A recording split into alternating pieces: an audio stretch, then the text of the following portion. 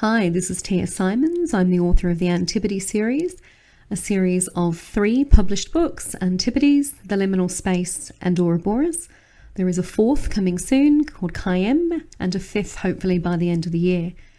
This series asks the question, if we gave young people the opportunity to start again with all the technology and knowledge of today, would they, or would they replicate the mistakes of the past? These books can be found on the Australian Book Lovers website under the science fiction section.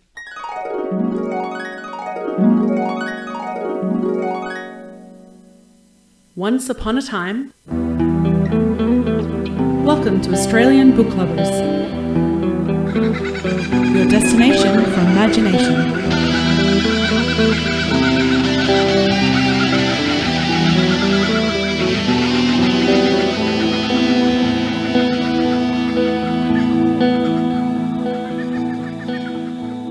Hello and welcome to everyone, and a huge thank you for joining us for the Australian Book Lovers podcast, episode number 12, an even dozen. Our mission is to bring fabulous Australian and Indigenous literature that spans a whole range of genres to book lovers around the globe, as well as fantastic resources and information for passionate authors looking to write their next bestseller. I'm Veronica Strachan, fantasy, memoir and picture book writer, reader, co-founder and host for today's episode, coming to you today from Wurundjeri, Woiwurrung country in Victoria. And I am Darren Kasenkow, science fiction and horror author, reader, and of course, your other host today and co-founder of Australian Book Lovers. And I'm as always, should I say, coming to you from Corner Country and with a very distinct change in the weather. But yes, as you mentioned, Veronica, even dozen, number 12, a very lucky number for me in general. Yes, 12 is a good number. Yeah, I think so. And it's 12 months in a year, so that's always a good thing too.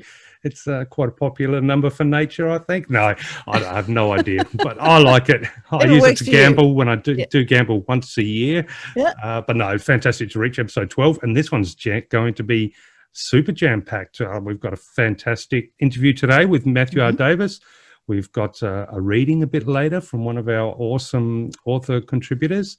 Obviously, we've got a book review. We've got some news, a whole heap of stuff. So, number 12, let's get the show on the road. And how about we jump straight into some news? Sounds good. Why don't we start with some local news from the website? Excellent. Well, let us begin.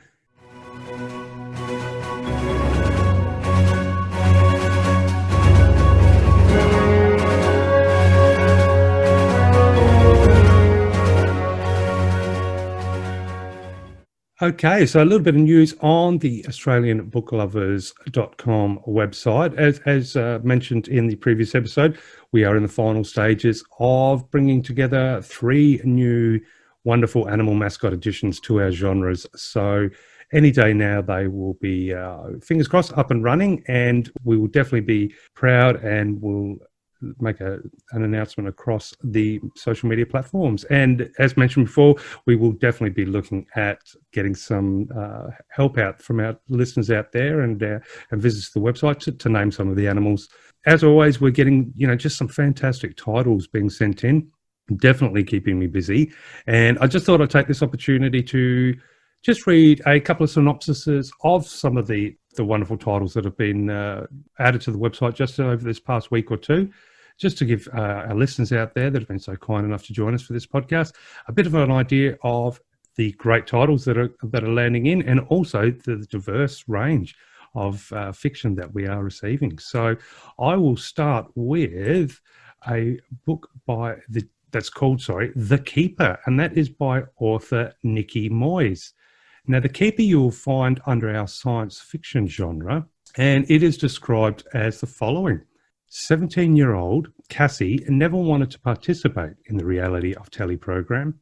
She'd rather be making animal documentaries than be courted by 3 princes from rival planets, all with their own agendas. But when Cassie's crush, zoological researcher Denian, tricks his way into the competition, she may not need her backup escape plan.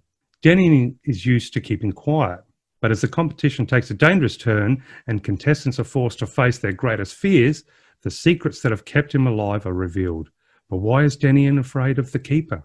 Well, I guess to find out, of course, you'll need to dive into the wonderful pages of The Keeper by Nikki Moyes. Yes. Now, Nikki was also kind enough to list another one of her books, which you can find under our fantasy genre. And this book is titled If I Wake.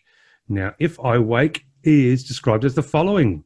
Will is 16-year-old Lucy's best friend. Their lives intersect in dreams where destiny pulls them together through different times in history. Even though their meetings are more real to Lucy than the present, Lucy is uncertain if Will exists outside of her mind. Lucy's mum thinks there is something wrong when Lucy sleeps for days at a time. She is so caught up with finding a cure, she doesn't see the real problem. Lucy is bullied at school and is thinking of ending her life. When the bullying goes too far and Lucy ends up in a coma, only Will can reach her. But how do you live when the only person who can save you doesn't exist? Very interesting premise there. And once again, that's If I Wake by Nikki Moyes. And again, you'll find that title under our fantasy genre. Now, moving back to a little bit of science fiction, and slash a little bit dystopian, we've got a title called The Rain Never Came by author Lachlan Walter. In a thirsty, drought-stricken future, Australia, the country is well and truly sunburnt. As the eastern states are evacuated to more appealing climates, a stubborn few resist the forced removal. They hide out in small country towns where no one would ever bother looking. Bill Cook and Toby Cousins are two such holdouts, united in their disregard of the law. Aussie larrikins, they pass their hot, monotonous existence drinking at the barely standing pub. When strange lights appear across the western sky, it seems that those embittered by the drought are seeking revenge. And Bill and Toby are in their path. In the heat of the moment, secrets will be revealed and survival cannot be guaranteed. So, yeah, very alluring title there. The Rain Never Came by Lachlan Walter. And again, you'll find that under our science fiction genre. Very good. Well, the rain is well and truly here today. Yes, well, yeah, definitely here in South Australia for the last 2 days as well. But so too is the chilly weather, which is kind of fantastic. I think we were talking before hitting the record button that as I love the beach in winter too, as much as I do love it in summer. Now I get it all to myself because it'll be empty bar those very brave seagulls. So I've got my brand new beanie and I'm ready to hit that wet, soggy sand, watch those big winter swell waves crash, because it's always for me, it's perfect tonic to get the muse happening and the imagination on fire. But nonetheless, we've got one more I'd like to read to you in regards to one of our new editions. Yep. And this one you'll actually find under our historical fiction genre. And we talked a lot last episode regarding historical fiction and just some of the, not only the amazing talent that's involved in putting it together, but some of the amazing titles that are there. But as far as this particular book is concerned, this is called Discerning Grace from an author called Emma Lombard. Now, Discerning Grace is described as the following. As the first full-length novel in the White Sails series, Discerning Grace captures the spirit of an independent woman whose feminine lens blows the ordered patriarchal decks of a 19th century toll ship to smithereens. That was a bit of a mouthful, I can promise you, listeners. Willful Grace Baxter will not marry old Lord Silverton with his salivary incontinence and dead mouse stink. Discovering she is a pawn in an arrangement between slobbery Silverton and her calculating father, Grace is devastated when Silverton reveals his true callous nature. Refusing this fate, Grace resolves to stow away. Heading to the docks, disguised as a lad to ease her escape, she encounters smooth-talking naval recruiter Gilly, who lures her aboard HMS Discerning with promises of freedom and exploration in South America. Discerning Grace is a historical women's fiction that will appeal to fans of Claire Fraser from Outlander and Demelza Poldark from Poldark. In other words, fans of feisty historical female leads. So there we have it. Once again, that's Discerning Grace, which you can find under historical fiction genre. And that's just a little taste of some of the fantastic titles that we've added over the last week or two, and literally going to be adding some more as soon as this recording's finished. So don't forget to please maintain your visits to the website because it's always going to be some fresh content. You can, or alternatively, of course, you can jump straight to our latest features or latest releases page where you can see a nice little collection of all the latest titles, which are constantly being changed. So yes, plenty there to discover for whatever your jam is when it comes to reading, especially with these cold, well, from us, southerly winds, for the east coast of Australia, or these cold, chill winds coming through. It's time to put some thick socks on, find a quieter part of the house, and settle in with a book. Winter is on its way, and no better time for imagination and some good stories. Sounds good. We've got the fire on at our place, so that is perfect. No fire on here yet. Beanie is very close, though. There you go. Okay. And now for some publishing industry news. And first of all, let's start with the Writers' Festivals, because again, there's a lot going on. The Brisbane Writers' Festival, which is happening at the moment, and I know some of the Sydney people have had trouble getting up with the latest lockdown, so things are a little bit in flux. But hopefully you'll see Anna Waitley and Gary Lonsborough, two of Australian Book Lovers authors, will be up there. And I know Anna is always great. We've got an interview with her recorded. You've heard Gary on our very first podcast, so some really good people there to have a listen to. The Emerging Writers Festival, which is a national one. Now, they interestingly are going to have tickets available for their program launch. So their program launches in a couple of days, and then you'll hear what the festival is going to offer. And the Emerging Writers Festival is where new voices from around Australia are found. If you want to get in earlier or you can't wait, emergingwritersfestival.org.au. Oh, I think definitely have to look into that. Yeah. So it's nice to hear, some new voices. And it's the kind of thing that we are doing, is giving lots of people a voice and a chance to have their book and their process and their writing and their passion, just to share it with a wider audience. Couple of things also, and certainly worth following. I think I've talked to you about literary events, but another one, and I'm going to say this is Melbourne City of Literature, where it's the UNESCO City of Literature. There's absolutely no reason why I've got Melbourne up here. But if anybody wants to tell me a great site from another state that has lots of stuff going on, by all means, send it in or email us, admin@australianbooklovers.com. But that's a really important point to bring up, Veronica, because, to all our listeners out there, and especially if you are listening and are part of any writers association, writers group, or any sort of, member of any industry-based publishing company or anything at all that has to do with writing, and you have an event coming up, or you have something that you'd like to promote, for example, a class or a program or some sort of activity that's coming up that other authors and new authors may benefit from, please write in, let us know, and we'll definitely include that in our news segment, because after all, it is news and very important, and we want to get it out there. Yeah, absolutely. And there is so much going on, and we can't do everything, but we're really happy to give you some heads up on some great sites that you can then chase up and bookmark yourself. So, Melbourne City of Literature, they mentioned that this week, 10th of May, what they do is kind of list a whole lot of stuff that's going on. So Eastern Regional Libraries looks like a good place. They do lots of Meet the Authors a couple of times a week, actually 3 times a week. The Wheeler Centre have got people speaking. The Queenscliff Literary Festival is going on.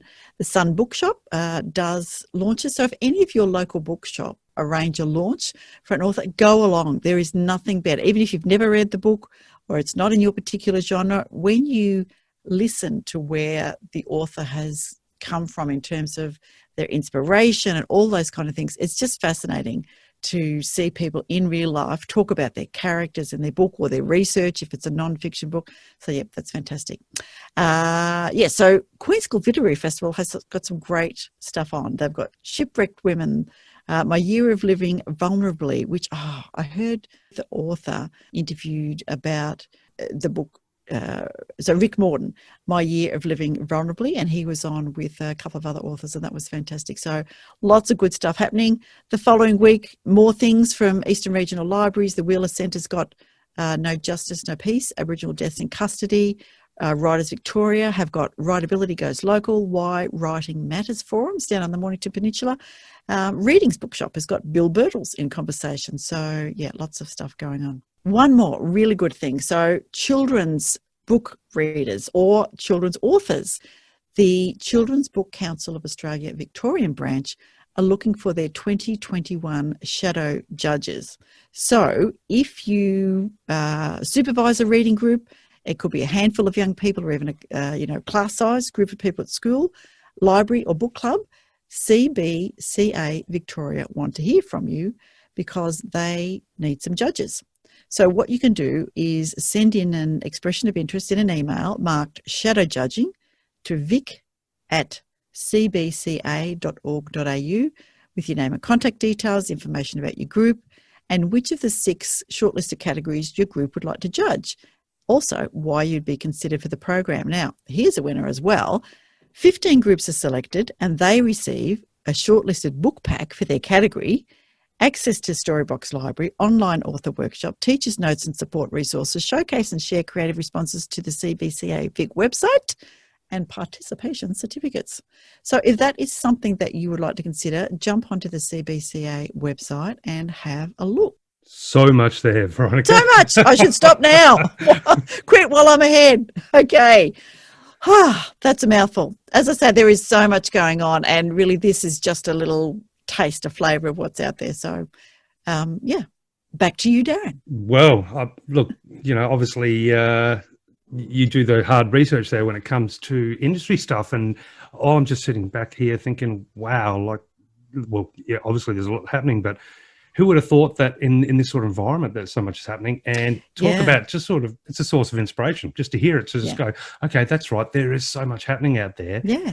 Time to sort of get that writing out there, or get the short stories done, look for the competitions, find out what's the events you can attend to.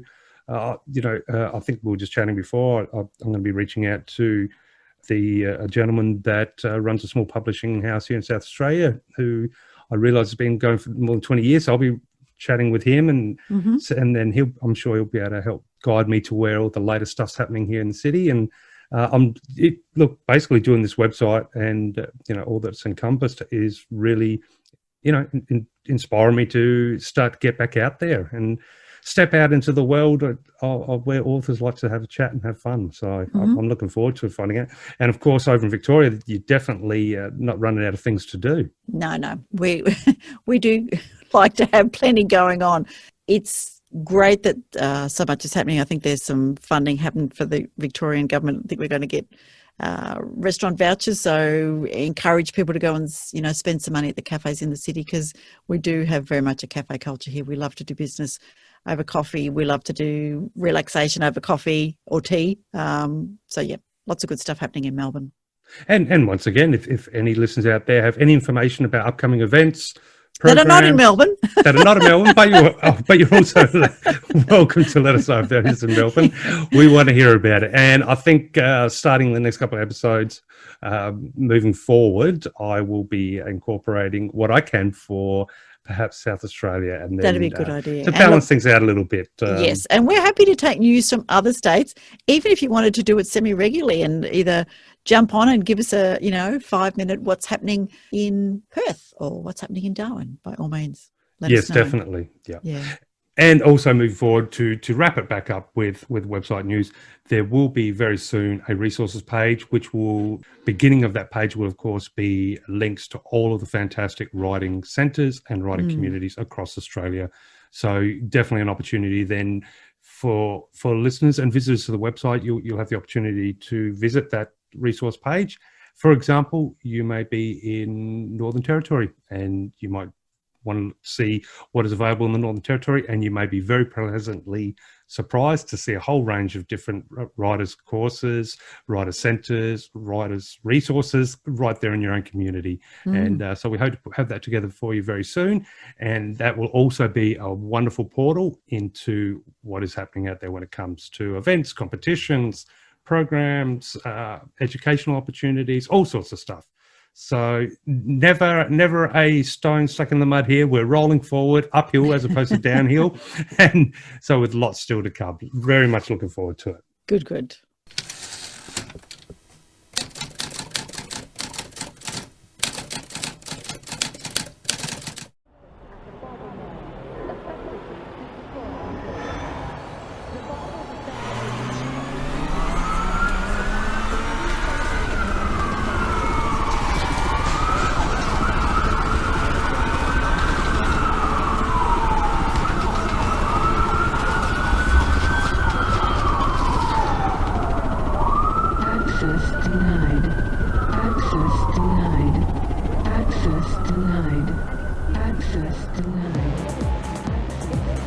When the Antichrist comes to town, bad things can happen. In a bustling metropolis verging on the edge of chaos, all Peter Gold wants is the chance for a simple life with his wife and young daughter in the safety of their apartment.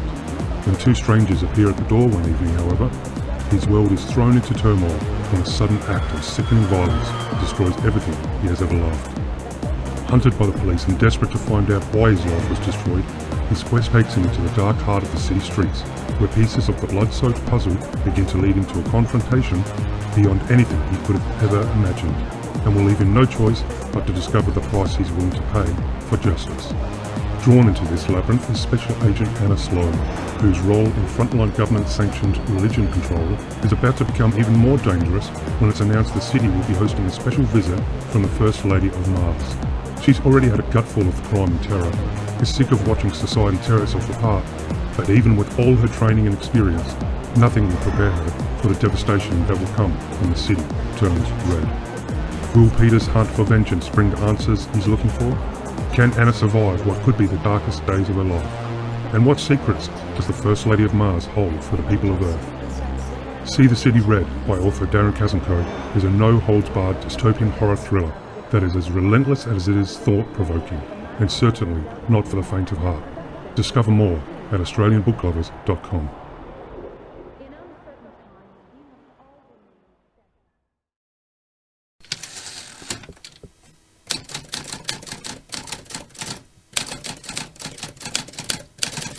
Okay, so Darren, tell us a little bit about our author interview today.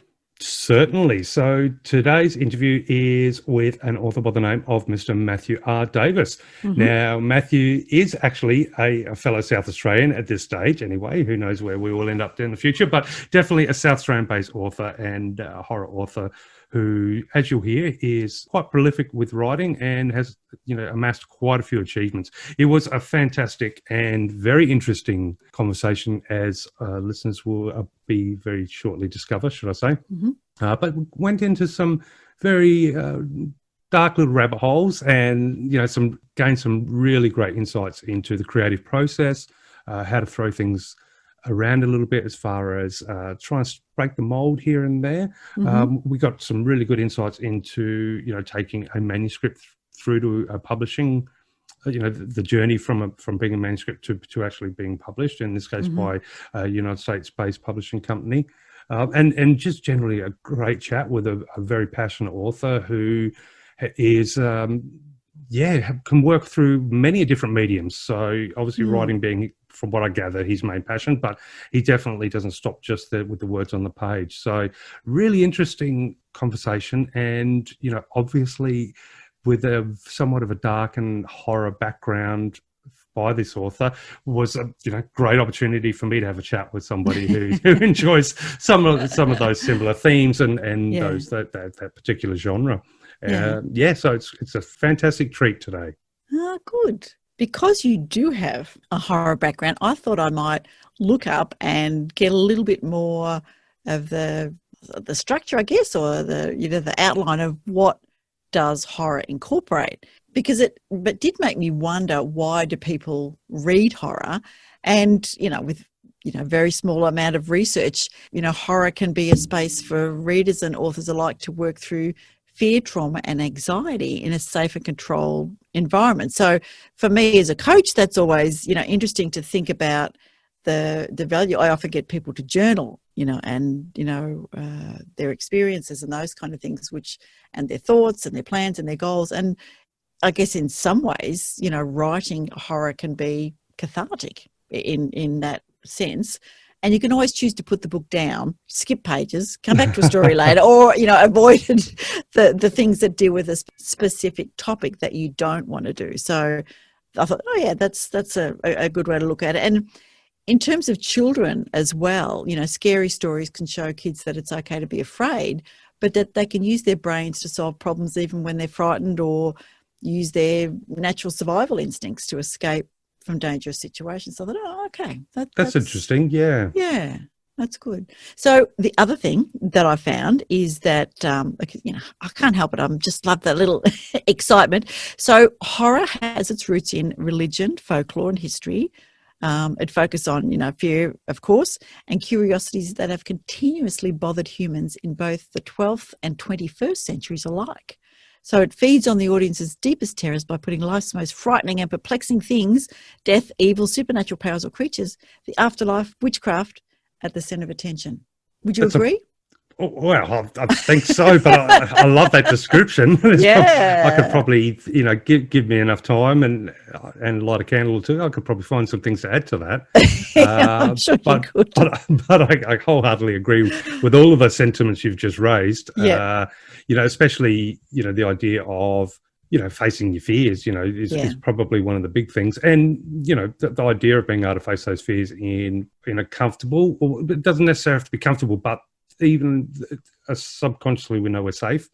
So you can be to the point where you can put yourself in a state of discomfort, but knowing that you're safe. But the children part's interesting. But of course, it was.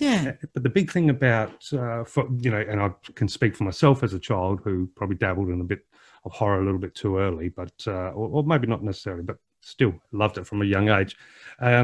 One of the magical aspects, and not always the good aspect of it, is, I think, with horror, is how that you can close the book, absolutely, but it may come back to you deep in those dream realms that can, and that's where a story can really take on a second life, a second meaning. It can have a second wave of emotions. But there's something very, I think for me growing up, when I look back at some of the ways horror stories, especially books as opposed to movies, have seeped into my dreams and into nightmares, essentially. It's usually had some sort of almost universal theme, again coming back to those archetypes. It's almost as if reading a good horror story triggers possibly memories, not just mine, or maybe as a society, who knows. But there's something very unique, I think, in the way that a good scary story can catch you again sometimes, either on that that wall between waking and sleeping, or when you're deep in the midst of a dream. And who knows, maybe many a horror story have actually been sourced from nightmares. So that like pop culture discussion, I think it's a snake chasing its tail. Or but very interesting. And I know we were discussing earlier, prior to recording, how many subgenres, I guess, can be associated with horror, and that's a whole new realm for me. So the information that I gave you just before was from a website called literaryterms.net. And of course, the bit about horror. So that's a website worth having a look at. And the subgenres, lots of different subgenres in various places.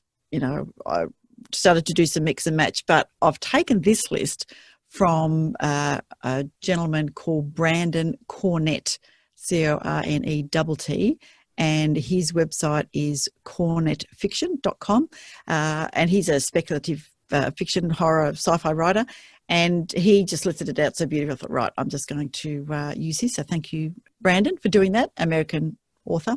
So number one, comedy horror.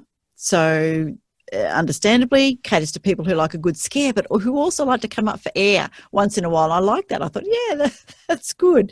So there's a bit of humour and irreverence amongst the horror. So, movies like Shaun of the Dead, he was describing, and novels, John Dies at the End by David Wong, Hold Me Closer, Necromancer by Alicia McBride. So interesting ones there to have a bit of a look at. And let us never forget American Werewolf in London, which I think, as far as movies are concerned, probably toes the line the best as far as when it comes to horror comedy. There you go. It has comedic elements, but it's still very scary. Very good. Number two, dark fantasy. So this type of horror novel is the best of two genres, so horror and fantasy, taking kind of the common components of fantasy fiction with creatures and magic, and then adding the sort of dark layer of horror on top. And he talks about, some of George R.R. Martin's work. Neil Gaiman does a lot of great dark fantasy, things like American Gods. Love that. That's not listed here, but that's one of my faves of Neil Gaiman's. Number three is Gothic. So the origins of Gothic horror date back to the 1700s and early 1800s. So early writers like Mary Shelley, E.T.A. Hoffman, The Haunting of Hill House by Shirley Jackson, The Woman in Black by Susan Hill, are some good examples of that. They usually offer a bit of a mix of romance and horror because they tend to be, with a little death on the side, often deep and complex stories infused with heavy social overtones is what he says. Number 4, so you'll explain this one a bit better, I'm sure, Lovecraftian. So the universe is big and scary and we are small and insignificant by comparison. So that's a common theme in the worlds of H.P. Lovecraft and his successors. So have you read much Lovecraft? Back in the day, I did, absolutely. Yeah. And while the Cthulhu and the mythos of the ancient ones and I guess the creatures, for want of a better word, didn't quite fascinate me. Oh, they're great to read about, but monsters isn't really my jam. Depending, of course, but he did. Lovecraft did do some really strange tales, which was closer to my peanut butter and jam, I suppose, and gets these real surrealism pieces together that do venture on. I think for me they are really close to that Beyond the Wall of Sleep. That transition from wake to sleep and the twilight of dreams and little things. And some of these stories are fantastic in the sense of one sentence can really remind you you're entering dreamland. Right. But controversial author, as far as a human being, but aren't we all at some point controversial as a human being? But so obviously a lot of his work has been translated to movies. I do remember one story, and I wish I could remember the title of it, with two gentlemen sitting facing each other, knowing that the moment they fell asleep, then great horrors would come, and including beginning with the end of their lives. And it was this just standoff of they were physically exhausted. There was no more tricks left to do, and it was just the inevitable. And something that story that stuck with me. But yeah, very Lovecraftian. There you go. Yeah, very very haunting. But a lot of I guess you can't say fan fiction. I don't know what the term is, but I think a lot of authors have expanded on that mythos of Cthulhu and the ancient ones, definitely. And I dare say, look, I'm far from a Lovecraftian expert in any manner at all, but I dare say if you had a look into it, his work has probably reached out a lot further than we probably are aware. Yeah. Interesting. Apparently this subgenre can also be known as cosmic horror because Lovecraft, like the idea of fear of the unknown and the insignificance of humanity, as you mentioned, the ancient ones really that humans don't kind of count. No, the cosmic horror. Yes, I love that term much better. Yes. Number 5, paranormal fiction. So a loosely defined subgenre of horror. They tend to overlap with other categories. So paranormal being something that's not scientifically explainable, which kind of, includes everything from telekinesis to witchcraft to demonic possession. And when it comes to paramount in fiction, then it's generally ghosts, haunted places, demonic forces and possession. So that's, that particular one. So The Exorcist slips in there. The Shining, Stephen King's one in there. Nasty. I think I think paranormal horror or paranormal tales really. Yeah. Well, back for myself, I can only speak, of course, growing up, that was a bit of the gateway because, ghost stories are definitely one of the earliest sort of forms of horror that you want to dip your toes in. The idea of apparitions and, something being captured on photograph or whatnot. And then, of course, you seance with the Ouija boards and then leading on to witchcraft. So, yeah, definitely paranormal. I think, I'm guessing a lot of people, if they think horror, may even think along those lines, those trajectories, yeah. So why is it then when kids get together for sleepovers, with, friends or cousins or whatever, and the lights go out and someone has a torch, why do you immediately go to scary stories? What is that about? I don't know, but if off the top of my head right now, being flying by the seat of my pants, I'd hazard a guess that obviously it's a way of exploring. Again, that idea of exploring something scary when you can feel a bit safe because you've got people with you. But I'm wondering also if it's almost a subconscious exploration of the things that, for example, might scare you as a child, as a person. You're testing the waters to see, are other people scared of that as well? Yeah. Are other people experiencing that fear? Yeah. And so it's a kind of a bonding and, like a calibrating at that level, because even, especially when you're little, division between what's real and what's not real can be blurred, and it's no greater time than when the lights go out. Yes, and let's face it, lots of older cousins, friends, relations, siblings would have been very happy to, pass the scary stories along. Okay. Thank you. Absolutely. It just occurred to me, anyway. So number 6 on the horror subgenre. Deep down, we are all horror fans. So you say, well, I don't mind the odd little bit. I just can't be too gory for me. All right, number 6 is post-apocalyptic. So yeah, this could be my kind of horror. So, civilization's gone, something dark and dangerous comes, doomsday stories that kind of wipe the slate clean. They can also fall into the dystopia category, or when they include horror and terrifying elements, zombies, vampires, deadly plagues, etc., then they can kind of stand alone there. So Brandon suggests Swan Song by Robert McGavin, Monument 14 by Emmy Laybourne, The Road by Cormac McCarthy. I saw that movie, haven't seen the book. I Am Legend, also like that movie, and The Passage by Justin Cronin. Sorry, The Legend is by Richard Matheson. Number 7. Anything about post-apocalyptic? Is that your kind of thing? Oh, yeah, 100%. But oh, damn, I've given him some air and he's off. Yeah, but from that list there, obviously that was talking about movies. So the first thing that comes to mind. These are books. The Road, but I've seen the movie. Oh, sorry, yeah. The Road, because of course it had Viggo Mortensen in it, so why wouldn't you see That's right. And obviously I Am Legend I was thinking of the movie renditions. Yeah, and it just made me think that there is, of course, post-apocalyptic of a very different style, but still with some haunting things, and that is The Rover with Guy Pearce. Right. So Australian production. So I don't know if that's been based on a book, but just to throw it out there, that is the last 5 minutes. And of course, a very I need unique to twist say, on the whole thing. Slightly, completely forgetting about my own book, Ochre Dragon, where one of the women is in a dystopian kind of post-apocalyptic Melbourne under an ecodome. So, just throw that one in there. It is a dark fantasy. So, yeah, there is a little bit of horror stuff in there. But, yeah, I don't think you'd describe it as horror. All right. 7, psychological. So put the monsters and demons aside for a moment. Now, the terror takes place within the mind. So that's kind of interesting. What Brandon Cornett describes here is things where you're hearing and you're on location hearing weird, creepy noises. So it's not the violent, chainsaw person. It's psychological suspicion, distrust and self-doubt, paranoia. So Rosemary's Baby, Come Closer by Sarah Grant, Silence of the Lambs by Thomas Harris, All That We Remember by Eleanor Gill. Interesting. Yeah, psychological. They give readers a deeper and more unsettling sense of fear when compared to ghosts and ghouls, but they also shed light on the human conditions by incorporating emotions we can all relate to. Well, it's a pretty fine art form, I think, if somebody can write a story that, someone who read it who may not generally be affected by, I guess, for want of a better word, typical horror stories, which may include paranormal or monsters, etc. Someone might be very, clear about their boundaries between fantasy and reality. Then I say, none of that stuff's real.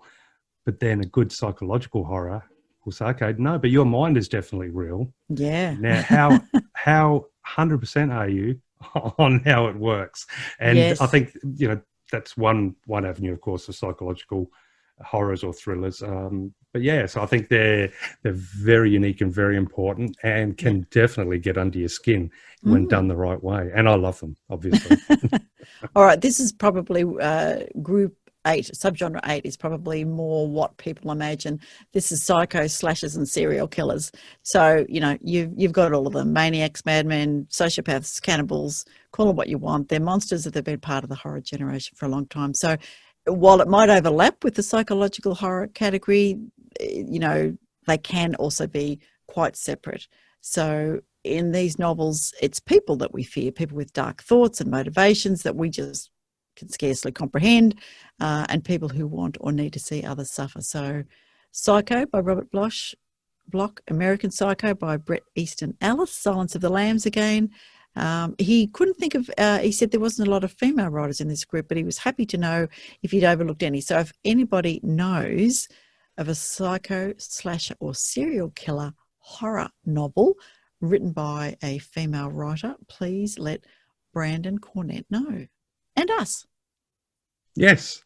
I was trying to think of something witty to say because I've written, Dust and Devils is obviously a serial killer horror thriller novel, but alas, I am a man at this unless you are a bloke, that's that's right. All right, Sci-Fi Horror is number 9, and this is one of Brandon's favourites, and so probably mine as well. So it could also be called a sub-genre of science fiction, and it blends the two. So sci-fi elements, space travel and futuristic societies with the common horror stuff like, creatures and aliens, and that's, kind of the best of both worlds. It's a kind of a blank slate, really, for speculative fiction writers. It is, yeah. Yeah. So interesting novels include Blindsight by Peter Watts, Contagion by Erin Bowman, Night Flyers by George Martin, Infected by Scott Sigler, The Luminous Dead by Caitlin Starling. So there's a few examples of each. Last one is number 10, Supernatural. So dividing horror, what Brandon explains is that dividing horror into the subgenres was difficult, but according to the Merriam-Webster Dictionary, the term supernatural refers to things that appear to transcend the laws of nature. So it's pretty broad, and it kind of overlaps with paranormal a little bit, but ghosts, demons and haunting types of horrors go into paranormal, whereas in supernatural, what he suggests are vampires, werewolves, monsters and other entities that defy the law of nature. So into this sub-genre, he puts My Soul to Keep by Tananarive Dew, Dracula by Bram Stoker, Salem's Lot, Stephen King, The Wolfen by Whitley Strieber. Now, we'd say Wolven in Australia, but that's all right. Interview with the Vampire by Anne Rice. So there you go. That was my little trip down the rabbit hole of horror subgenres. Yeah, wow. And I suspect that trip could continue well down further. Absolutely. And as I say, Brandon Cornett's website just made it so beautifully short and succinct with examples of each. I thought, I'm just going to say thank you, Brandon. Very helpful. Yeah, absolutely. And I know we were talking a little bit about this prior to recording, and, I was mentioning that, I guess we'll look for books in different ways. And until marketing became such a big feature of the way, part of my writing process, obviously trying to put our book out, and then the website, etc. And just learning about the different tools of marketing. And then, of course, we've both gone down the rabbit hole of keyword searches and just how to understand to get people to find your book in this massive sea of talent and titles. But prior to going down those adventures, for myself, when it came to picking a book, it really was maybe I'd type in horror, or go to the library or a bookstore, and I'll just have a look, and I'll spend an hour or two just reading the backs and going through and just seeing what's going to grab my fancy. But of course, that's changing a lot now that so much is digital or online. And it is cool, the idea that you can say, you know what, I'm in the mood for reading a post-apocalyptic, dark, psychological horror. And then be presented with a menu of possibly hundreds to thousands of titles that are going to be perfectly suited to that mood that you're trying to capture in your imagination. So wow, it really is something special to know that there's all these subgenres, and I guess it applies to so many different genres anyway. Absolutely. As we found out on the romance panel, there's so many. What did we work at? There's something amazing, like 30 or 70, I can't remember now, but so many different ones. So there is a book out there for you, no matter what you might like. Yes, I think so. And even and if really, you didn't know you liked it. Yes, there's 23,000 of them released every year in Australia alone. Imagine if we put the world numbers in that. So fear not. Well, and go and find your book. Yeah, absolutely. And if you're not sure where to look, just go down the rabbit hole. All the way down, and you'll find some magic. Yeah. But no, I think look, there's some great discussions regarding supernatural, what is supernatural, and the role of horror in literature and its impact in art that was had with Mr. Matthew R. Davis. So why not use this as a segue to jump into the conversation and enjoy an interview with author Matthew R. Davis. Sounds good. Excellent. Let's go.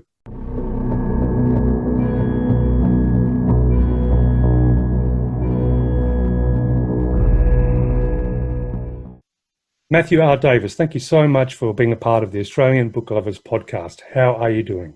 I'm doing pretty well. Thank you for having me, Darren. No, it's an absolute pleasure. And I'm quite excited to have a chat with you today because I'm a big horror fan. I do love dark fiction. And having a look at your works, I do believe that's kind of your jam at the moment. So Indeed.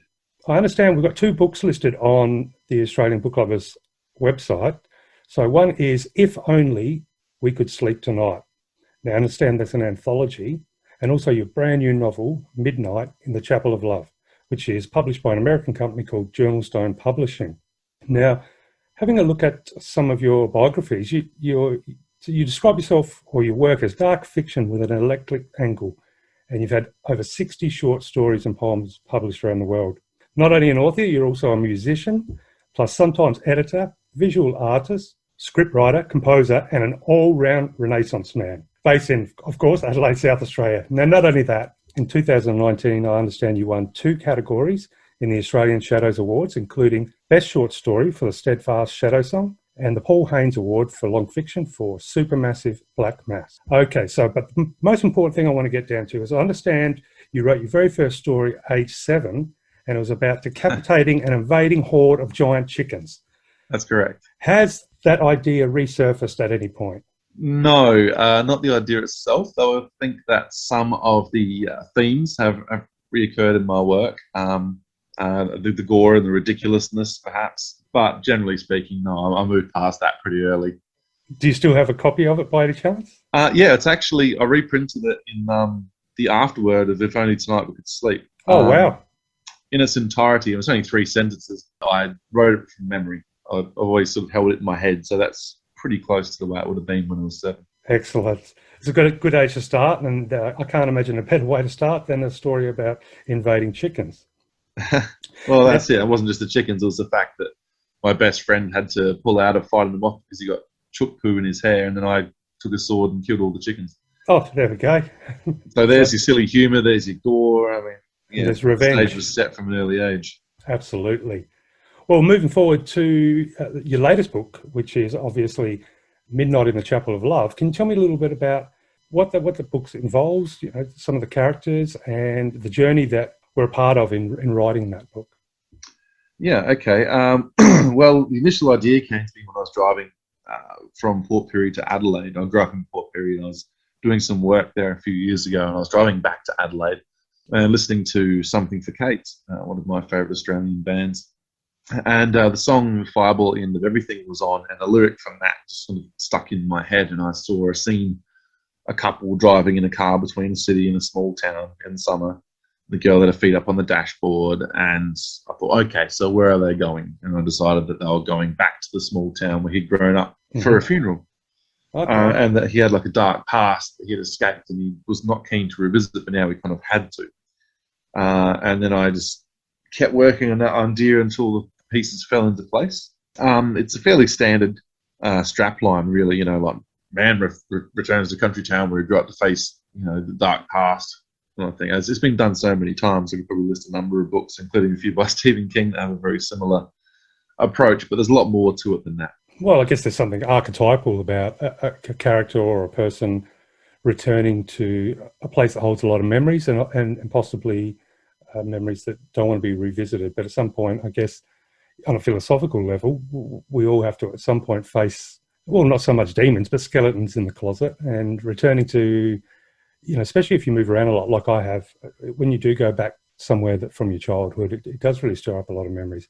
But I'm interested to hear that the whole concept came while you were going from the town to the city as opposed from the city back to the town. Yeah. Very interesting. And with If Only We Could Sleep Tonight, now that's an anthology. Is there similar themes or similar atmosphere to that anthology as there is in Midnight in the Chapel of Love, or are they two distinct approaches when it comes to your writing? Yeah, they're fairly distinct. It's called If Only Tonight We Could Sleep after one of my favourite Cure songs, which is actually mentioned in one of the stories.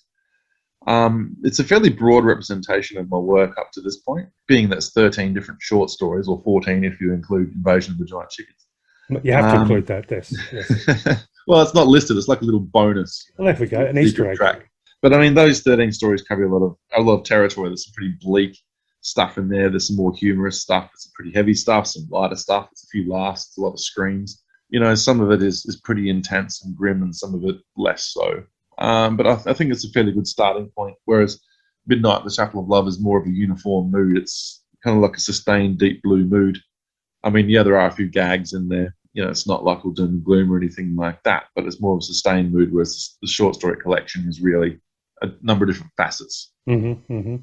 And when you created the town for Midnight in the Chapel of Love, is it something you created, you know, from scratch using your imagination, or was it based a lot on, for example, Port Pirie or a town you might be familiar with? It was... Yeah, it's a strange melange of fiction and reality, I suppose. I mean, none of the buildings or anything or the characters are real, but the town itself, Waterich, is kind of a cross between Port Pirie and Port Broughton, which is about half an hour away from Port Pirie. It's a smaller town of about 1,000 people on the coast, and just parts of it, I kind of saw it as that. Plus, Port Pirie is about 20,000 people, so that's a much larger small town. The kind of town I was working with was on the smaller side of things, you know, more of like almost like a village. So that's where the Port Broughton influence came into it. Port Pirie, I mean, some of the attitudes of the people that I grew up with are incorporated in the story, both good and bad. There's definitely a lot of, I think you can probably tell that I grew up in a country town by reading the book, yeah. So although that has made its way into the story, both for better and for worse. Yeah, well, obviously for better for the reader, because I suspect, you know, you'd be able to capture that. Drawing on certain emotions and memories, of course, it's going to have shades of light and dark. Well, yeah, I mean, people tend to stereotype small-town people sometimes and think they're a bit backwards and a bit conservative, and you know what, some of them really are. I mean, there's two characters in particular who are kind of like, oh, come on, you poofed, kind of, you know, guys that try to start fights and have no understanding of the world or how it works or any kind of delicacy in their souls. They're just morons, really. I mean, a couple of those make their way into the story, but I mean, certainly there are much more developed characters living in that country town as well. Mm-hmm, mm-hmm. I'm looking through some of your website and your bibliography, as well as your biography. I came across a quote from yourself in relation to, I guess, one of the inspirations for your writing. I'll just read that out very shortly. Life is short and often brutal. The universe an awesome but uncaring place. So let's take this miraculous existence and spin ourselves some magic while we can. I was wondering if you could expand on that a little bit. With regards to, you know, a universe that's brutal and awesome. Okay, that's a pretty recent quote. I think that's from an interview that I did quite recently.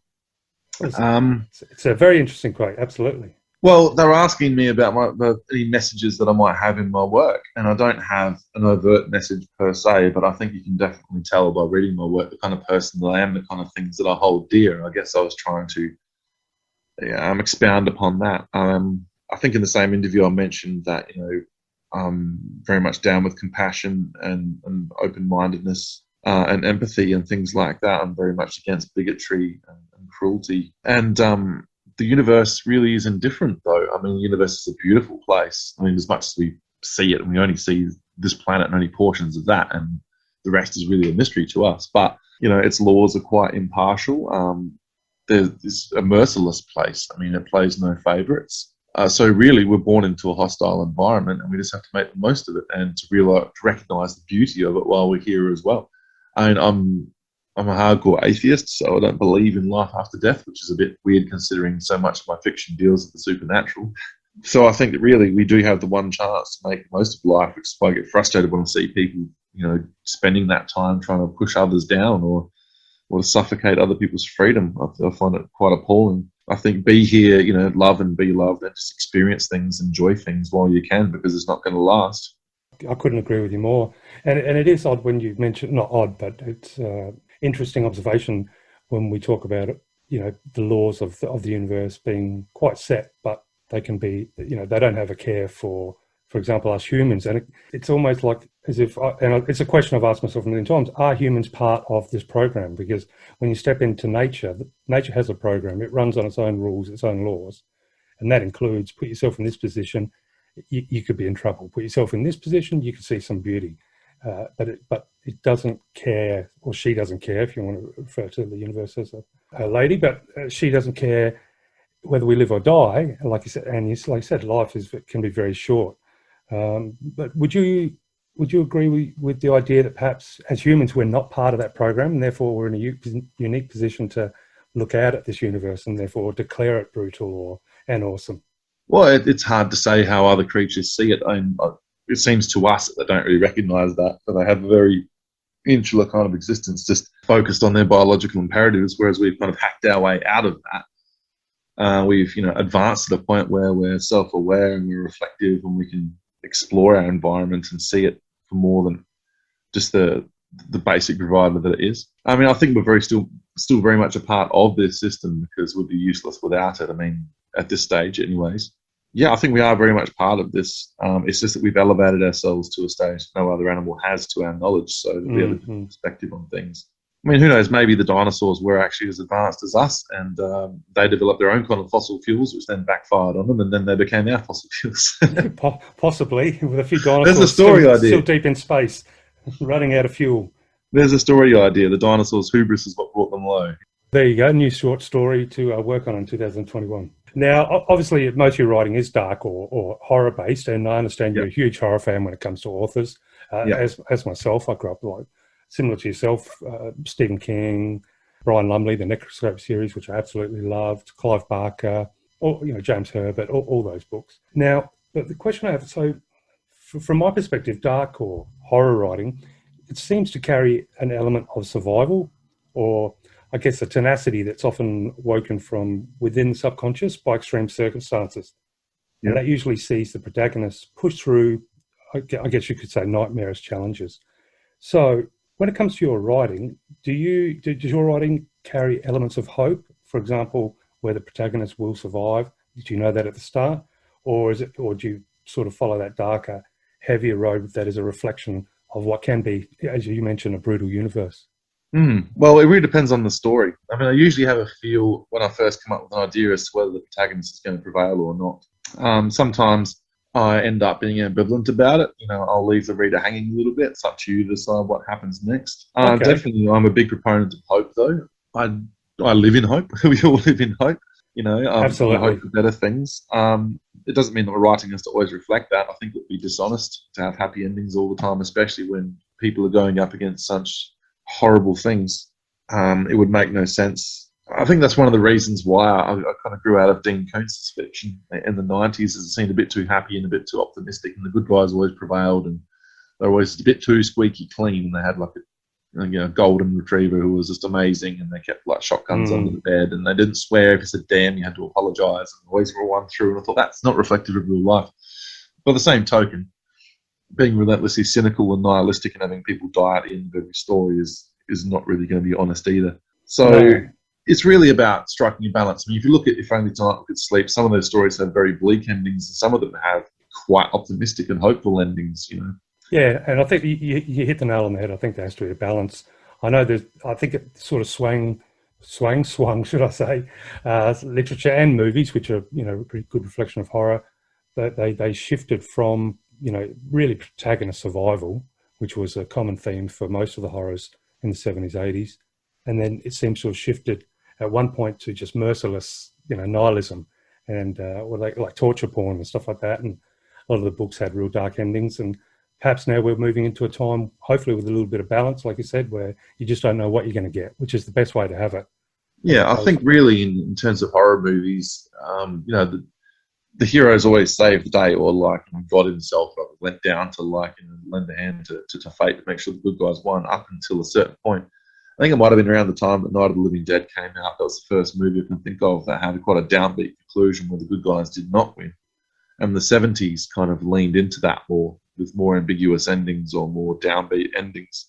And since then, horror's kind of shifted back and forth between the two. Like, you don't want to be too predictable. You don't want to sit down and go, well, I know that he's going to survive. You still want to... I mean, some movies do that. Some movies are utterly disinterested in throwing surprises at the viewers, but I always appreciate ones that do have a few twists up their sleeve and will occasionally blindside you by, killing off someone you expected to survive, or vice versa. And do you constantly put a high element of surprise in your writing? I don't know.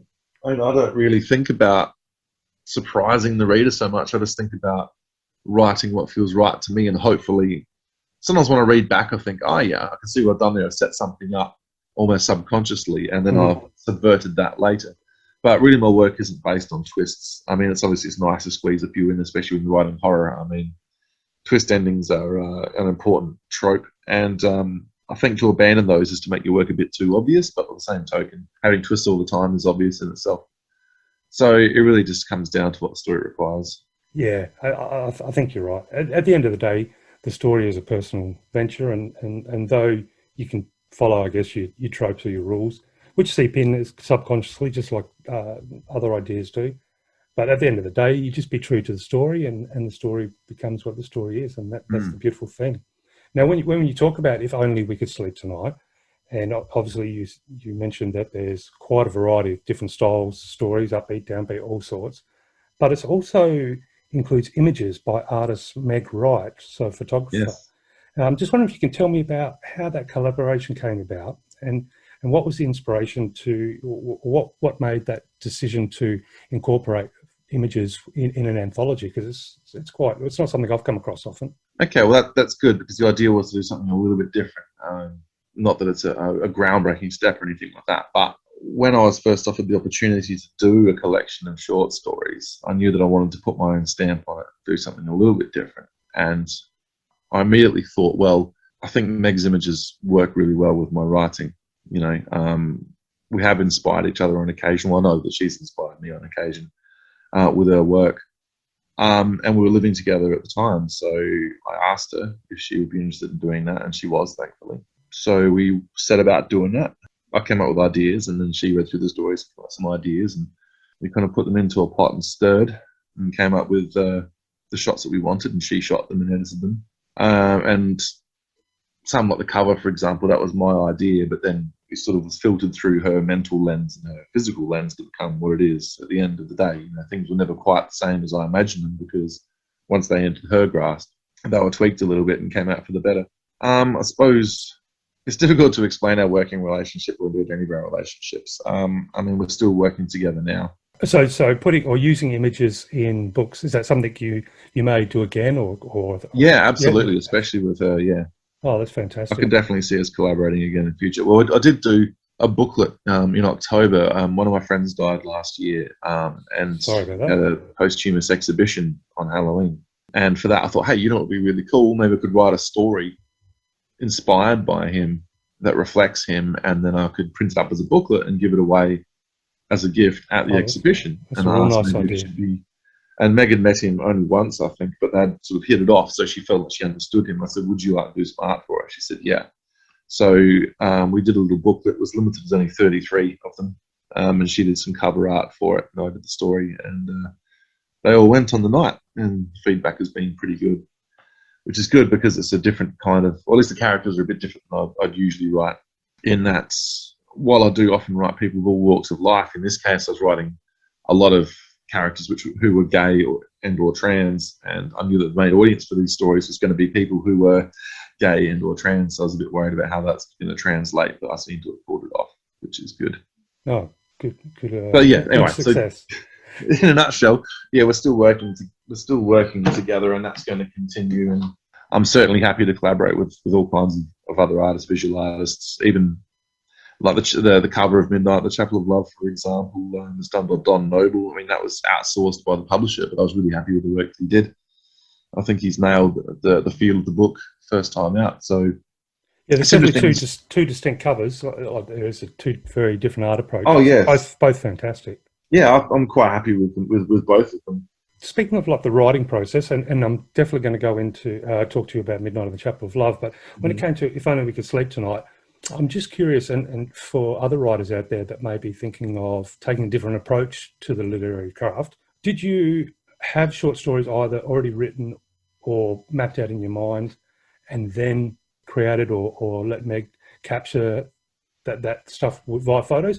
Or was it a mix where sometimes you look at a photograph and that would inspire one of the short stories? So did the writing come first, or did the photos sort of come first, or did they both help each other along the way? Well, in this case, all the stories came first. most of the stories Okay. had already been published by the time I put the collection together. Of course, yes. But there was no visual component at that stage, so we kind of had a clean slate. But that said, the story I was just talking about, the booklet, that story is called "The Haunted Heart of Eben Eidolon."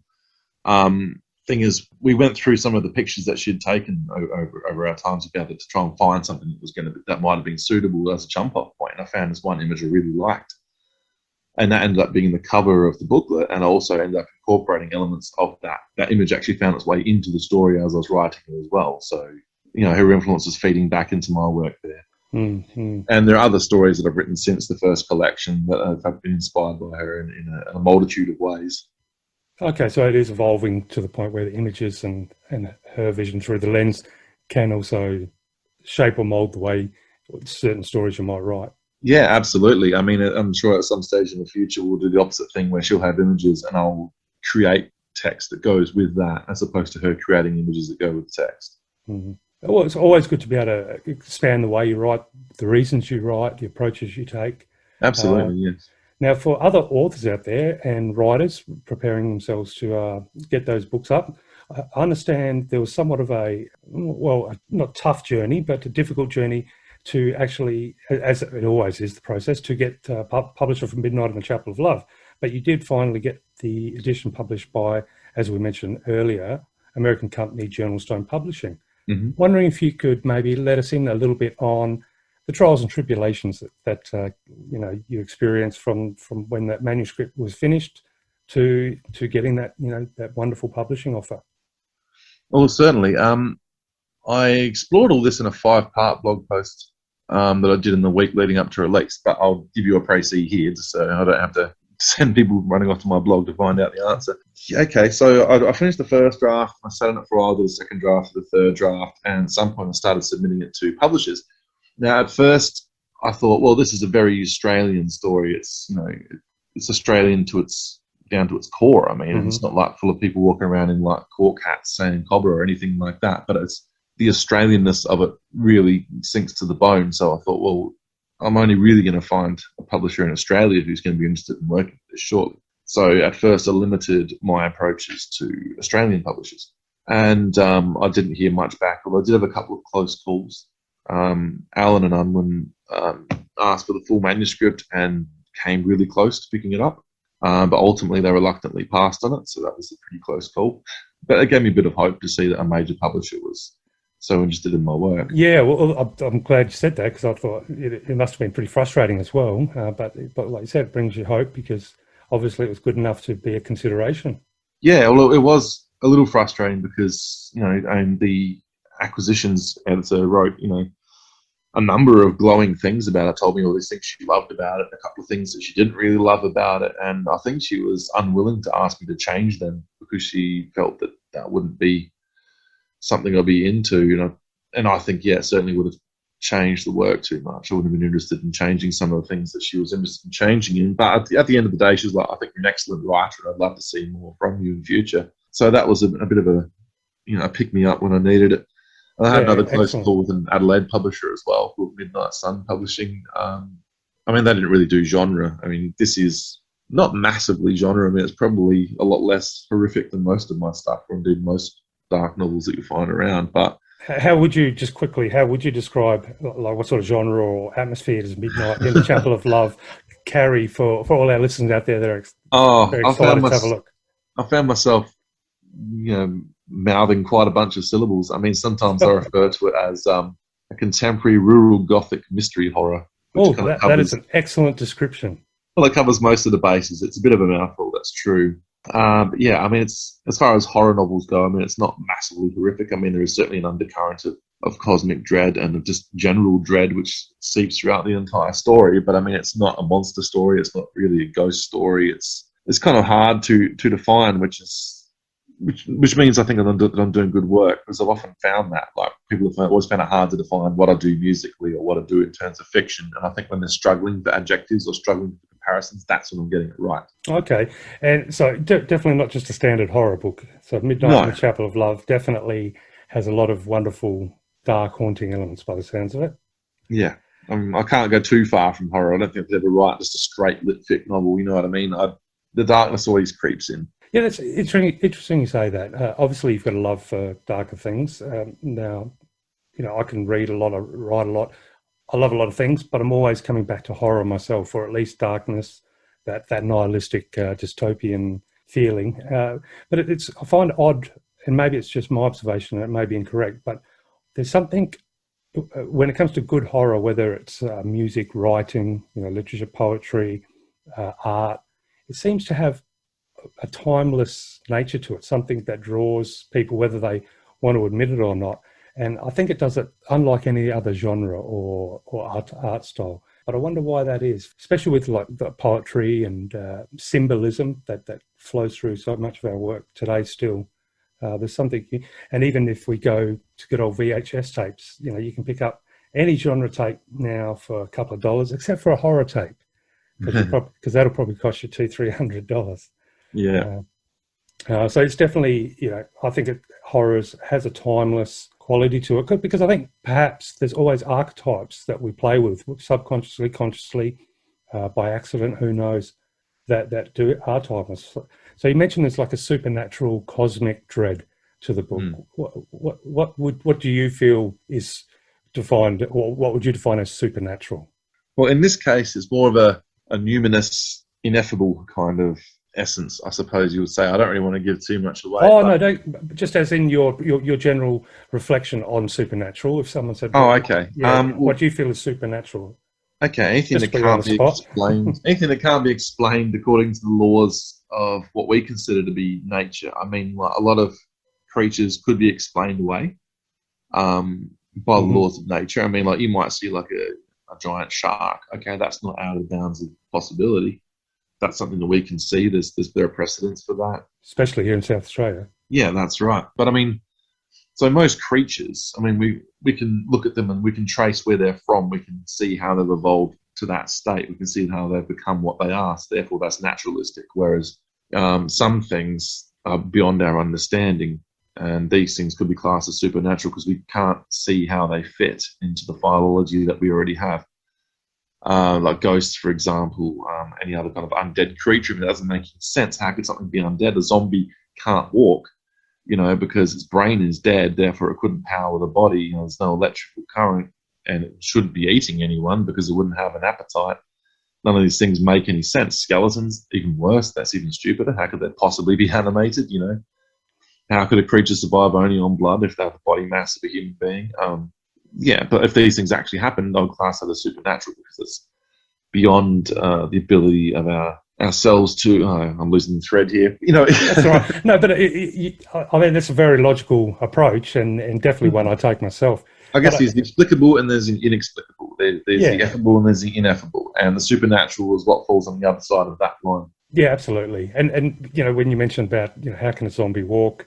There's no brain, and you're right. So what's controlling the muscles, etc. Well, and they say shoot them in the brain to kill them, but the brains are already dead, right? Yeah, and yet that whole idea of coming back from the dead is so inherent in so much horror literature, horror entertainment. I think because no one wants to really die, so they want to believe there's life after death. But the flip side of that is, what if there is a life after death? You just reanimate and start shuffling around trying to eat your family.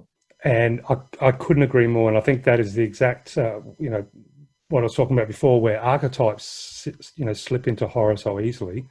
That archetype of wanting to return, or at least if something returns from beyond, then there is a beyond. Because for the life of me, I don't understand, and this is just my personal thing, if you watch a good zombie movie or one good zombie show, you've seen the zombie stuff. What more can you get except for different ways of killing zombies, really? Basically.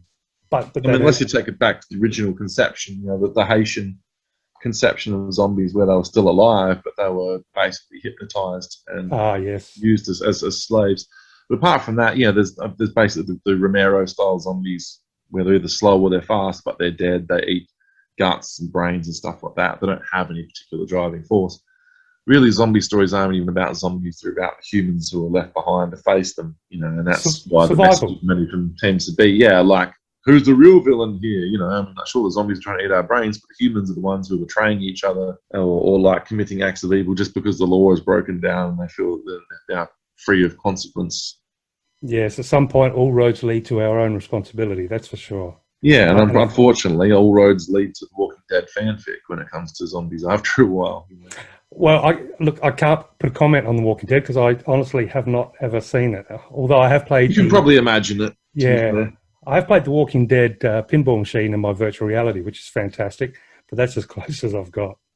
Now, a little bit about, if you don't mind, a little bit about your writing process. So I've read a little bit, and it seems that there was a certain couch involved in a lot of the writing. But I'm just wondering, for our listeners out there and for writers and authors sitting there at their keyboard, is there any tricks that you've found as far as your approach to writing? Like, do you pencil things out first? Do you just get it all down and then go back over and chop into it? Or is it something slow and methodic? Or is it, quite inspirational and hits like lightning? As a general rule, how would you describe your writing process? I don't know if there are any general rules when it comes to my writing process. It's kind of catch as catch can sometimes. I mean, generally, I have an idea and it lingers in my brain, and sometimes I'll open up a file and I'll start to write about it.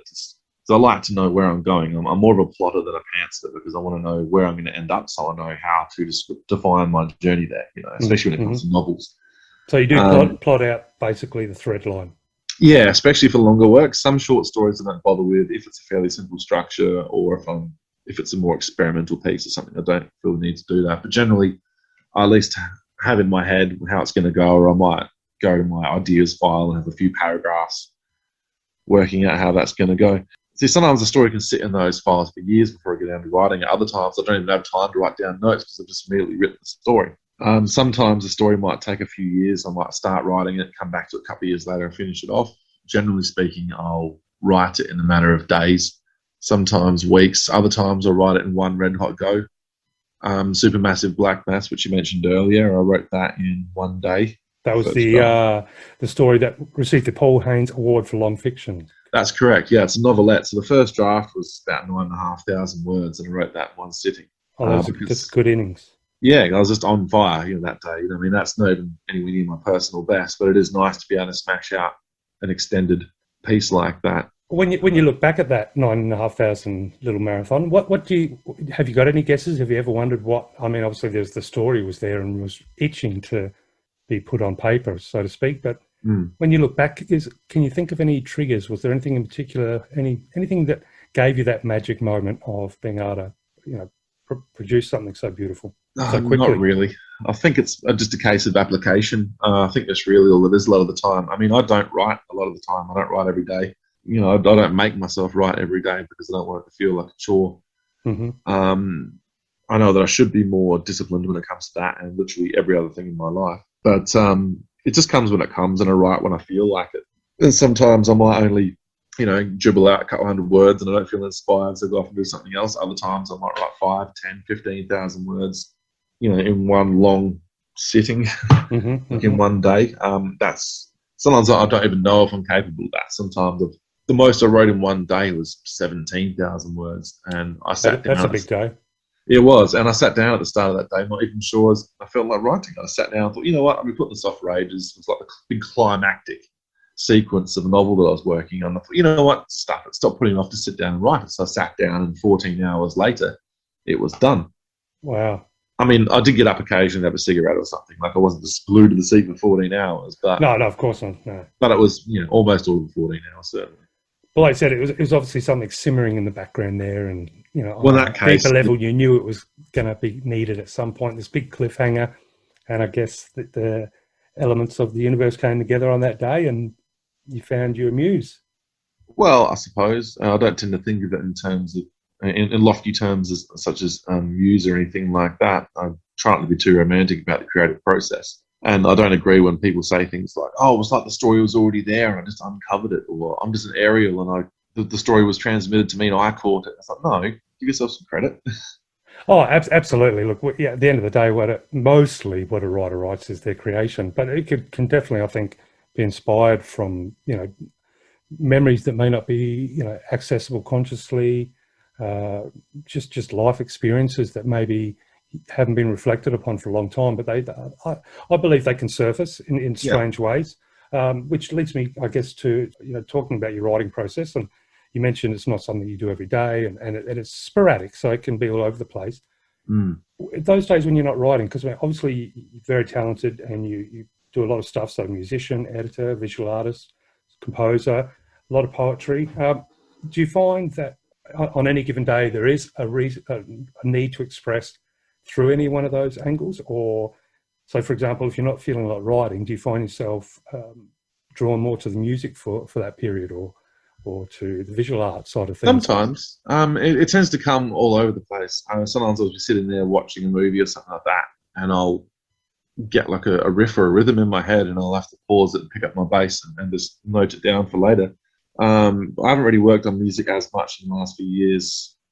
I've written literally hundreds of songs, but it just got to the point where I felt like I'd pretty settled, I could say, for the moment. I didn't have an outlet for it anymore. So I thought, well, I didn't want to waste my time making this amazing songs and just have them sitting around as demos that no one was ever going to hear. So I need to get back into that. I started writing some music again last year.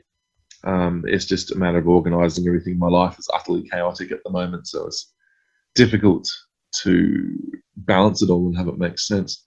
At the moment, I'm focusing more on fiction, and yeah, even when I'm not writing, I'm definitely thinking about it all the time. And I've usually got a few different ideas on the front burner, as well as all the ones on the back burner. There you go. See, I personally believe writing isn't just a physical act. You know, It's obviously not, hitting no. the keyboard. So you may not be physically writing, but if you're designing inside your mind, I mean, that's a big job as well. Well, it is, and you have to always be receptive because you never know when an idea is going to come. When I find, especially for longer works, it's like you accrue pieces over time. You know, you think, okay, I've got this much, I've got 60% of this novel. I'm just waiting on the rest to come to me, and then you might read a book, see a movie, have a conversation, something like that, and bang, there's the next piece. You weren't expecting it, but there it is. You can fit that in. Excellent. Just living and experiencing is a good way to actually build up ideas.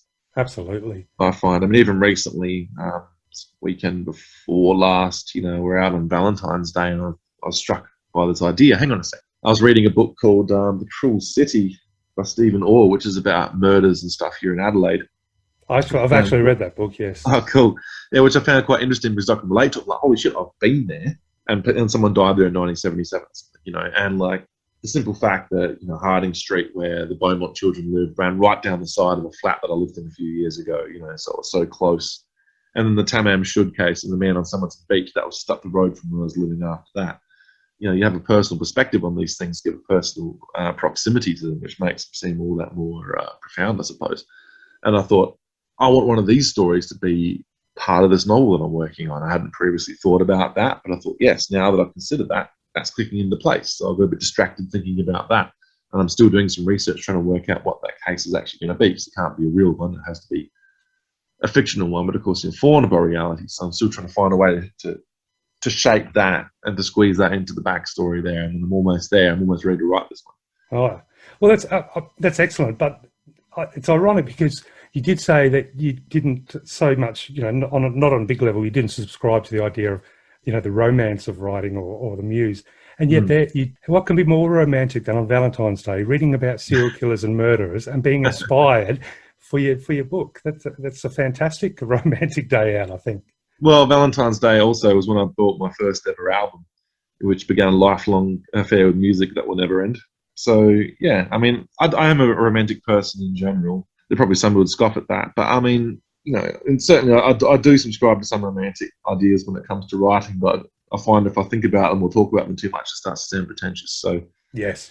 Certainly people have this idea of like the tormented writer, like hammering away at their typewriter, afflicted by angst and mental demons and stuff. And sure, that sounds nice, but you're not going to get much work done if you're dealing with all that kind of crap. I think essentially that whole concept of, it is a character, isn't it? It's just a character of tortured artiste, writing a novel in a night while they're like dealing with all these past demons. It's like, if you think you can write a novel in a night, you've never tried to write anything. Yeah, or you've gone on Fiverr and bought 25 chapters randomly. Now, you mentioned obviously Valentine's Day was also a jumping off point for your albums and your love of music. I'm just wondering, have you ever incorporated music or used music to inspire your writing, for example? Have you ever constantly? And is it a two-way street? So do you write a story and then come up with some music for the story, or you're working on a good riff or a good melody line, and that gives you an emotion or a feeling that generates into a story? I don't know. For me, all the disciplines tend to bleed into each other. Fiction, music, poetry, visual, all these kind of things. I mean, like some of the visuals I come up with will find their way into lyrics. And over time, I found the lyrics becoming more like poetry. They were less sort of like, cat mat kind of, basic rhymes that you see for a lot of music that became more complex and featured more internal rhyme and stuff like that. So that became more poetic. And then that kind of crossed over with some of the stuff that I was writing. So it all kind of feels like one big mass of creativity that just sort of sneaks out in different ways. And they're not too far removed from each other, and they do cross over a bit. I mean, for me, mainly the music feeds into the fiction because I'll often write about fictional bands, or sometimes I'll tell you something about a character by telling you what music they're into. So it might give you an idea that they like more, experimental, intellectual music, or they might like more groove-oriented music or something like that. I mean, if I tell you that someone is a fan of The Cure, you kind of think, okay, I'll get a feel for what kind of person they are. They're probably a little more sensitive, things like that. I mean, I'm a massive fan of The Cure, so they've found their way into my writing a lot.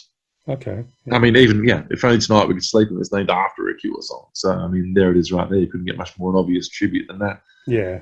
And at the launch, I did a launch for that last year. It was right on the cusp of COVID, so it was a bit of a complicated thing. But I got together a small band and did a short set of songs broken up by readings from the book.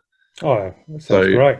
Yeah, I read stuff out of the book and we played 5 songs. And one of them, the only cover, was If Only Tonight We Could Sleep. So I thought, well, if there's ever a time to play that song, it's now. Yeah, most definitely. Yeah, but I mean, musically also, I think music has affected the way I write on a line-to-line basis. I mean, especially... The rhythm, do you mean? Like absolutely. Absolutely. I think that, for example, listening to rap music has influenced my writing. It's influenced my poetry and my lyrics, and has filtered back into my fiction writing as well. Because sometimes I'll look at a sentence and I can see compound rhymes and internal rhymes and stuff like that throughout a sentence. You won't notice it when you read it, but if you read it aloud, you'd notice there's actually rhythm to the sentence, and it wasn't something I was intending to do. But I think it adds a mellifluous character to it when it is read aloud, because it feels almost like a poetry reading while it's still prose, if that doesn't sound too wanky. No, not at all. I think I find, when I'm writing, there's a lot of rhythm there that I think does come from music, from playing a lot of music, and also sequence. So, for example, especially I think you're in the same genre, like the metal or the faster stuff, I guess sometimes the more technical stuff. But when you're writing, or playing music where there may be a certain repetitiveness, and then suddenly, some off the wall little run or change, something eclectic, to use one of your descriptions, to sort of really jazz up the song or that particular phrasing for that moment. Yeah, sometimes you might I think you do that in your writing as well. Sometimes you might lull a listener into a false sense of security with a repetitive mid-tempo riff, and then bang, suddenly double time out of nowhere. Exactly. Yes. But it is interesting finding the rhythm for each story, because each story is like a different song. It's a different way of approaching things. How was it? So now that you've written and had published Midnight in the Chapel of Love, is that going to mean more full-length books or more full features? Or well, that's the idea. Yeah, that's actually the 8th novel manuscript that I've written, or that I've finished. Oh, wow. Okay. So this is definitely not your first venture.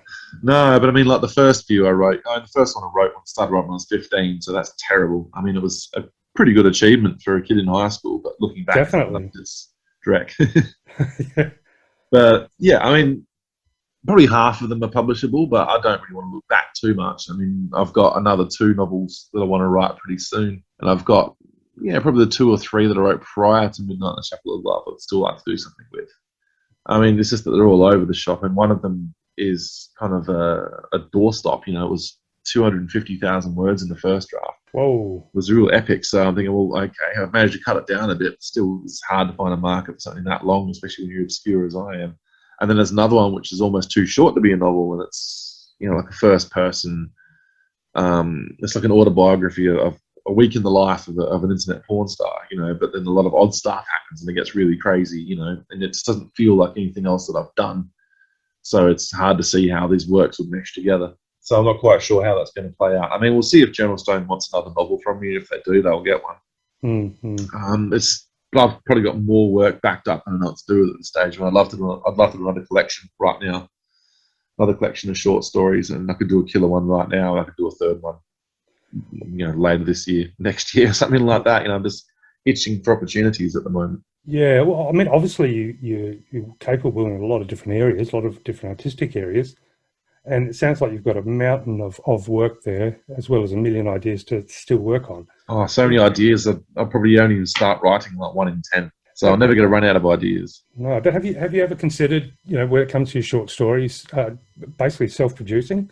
I mean, you're working with what sounds like a great artist in photography. You're obviously an official artist. Have you ever thought about just putting the editions of your short stories together yourself, rather than looking for, I guess, traditional publishing?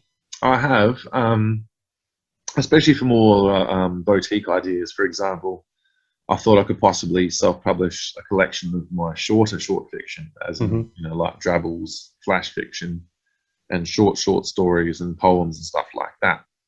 And I thought about doing a special kind of edition of that, a limited one myself. But overall, I think that requires a bit too much discipline for me. I'm really disorganized as a person. So to run my own business or something, for example, even in a small way like that, would be difficult. Plus, I guess there's a certain stigma attached to self-publication unless you're big enough. I mean, Adam Neville, for example, does limited editions of some of his works now, and he's put out a couple of short story collections under his own imprint. But he's, a well-known and novelist who's been published by major houses, whereas someone like me, self-publishing, people are going to think, well, he couldn't find anyone else to stick their neck out. And if no one else is going to take a chance on it, it's probably not much chop. It's an interesting way to look at it. I would say, my thoughts would be that was probably somewhat true at the start of, that transition when e-books and digital books, became available on the internet and therefore allowed self-publishing. But nowadays, I think it's quite just a fair mix of, self-published or traditional published. I think the line is slowly being melted away because, you can find horrible stuff in traditional publishing. Oh yeah, junk that you will see at any news agency on special for $2.99, and just like you can find, and you can still find, and you can find plenty of junk if you're looking through ebooks for Kindle on Amazon, for example. Yeah, you can also find masterpieces of self-publishing. Well, I think there is what I meant was there is a stigma attached to it that people still consider, perhaps, and I think that's changing. But I think especially because I'm old enough that I've come from a background of traditional publishing, whereas self-publishing was just something that didn't happen when I was younger, unless it was someone in a small town who desperately wanted someone to read their poetry collection that was terrible and no one would publish it. So I had to work over my own prejudices when it came to that. I mean, the thing is, the first collection, I mean, If Only Tonight We Could Sleep, is only a couple of steps up from self-publication anyways, given that it was a small independent publisher who put it out, and I still did a lot of the work, like in editing it and, get the visuals together with Meg and stuff like that, for example. And of course, I've had to do pretty much all the promotion for these books myself as well. So it doesn't feel all that removed from self-publishing anyway. Yeah, and certainly there are some great authors. I mean, someone like Ralph Robert Moore self-publishes his own books, and that's ridiculous. You'd think he would have, contracts thrown at him because he's a great writer and he chooses to self-release his own work. So maybe it's a matter of control, and I certainly am a bit of a control freak. So I do like to have, creative control in the vice grip when it comes down to it. I think for a lot of artists that can be very important. Not for all artists. But I myself probably haven't been in a position yet. I only with Proxium Press when they did their first release. We're obviously working with Daniel and going through the editing process and stuff like that. He gave me some great notes for some of my stuff, and I did change that. But yeah, I think the ability to have control. I enjoy the aspect, the whole sphere, all the facets, designing the cover, arranging for the cover, all that stuff. It's fun, but definitely one of the bonuses. I mean, I loved going out and doing the photo shoots for the first book for the collection, and then when she'd email me the photos and I'm putting them in with the stories, I thought, yeah, this is great. I knew this is a great idea, and it really lived up to it. So, and as a horror fan, I have to tell you, it's quite ironic because in my lounge at the moment, just sitting in the VCR when I do have a little bit of time, I'm still 3/4 of the way through because I only watch 20 minutes at a time, but is a old dusty copy of California with Brad Pitt. And I'm not sure if you've seen that one from a long time ago. Yeah, which obviously was a author and his partner who was a photographer, and they were exploring. Right, that's David Duchovny. That's correct, and they're driving around the country exploring sites where they'd been, serial killers. So he would get inspiration, do the writing, she would take the photographs. So it's ironic that, we've got an interview today. We're both in the same city, and I've got California in the VCR, and you work with a photographer and go to, from what I understand, quite odd places, eerie places for inspiring work. So a little bit of synchronicity, I guess, as you might say. Remind me not to invite you and your partner along, because you'll probably turn out to be crazy killers. Yeah, well, I don't know about that. If I'm David Duchovny, you've got to be Brad Pitt. You can bring Juliette Lewis to the party. I think it's going to get crazy. So. Yeah, absolutely. Yeah, that's a good old movie.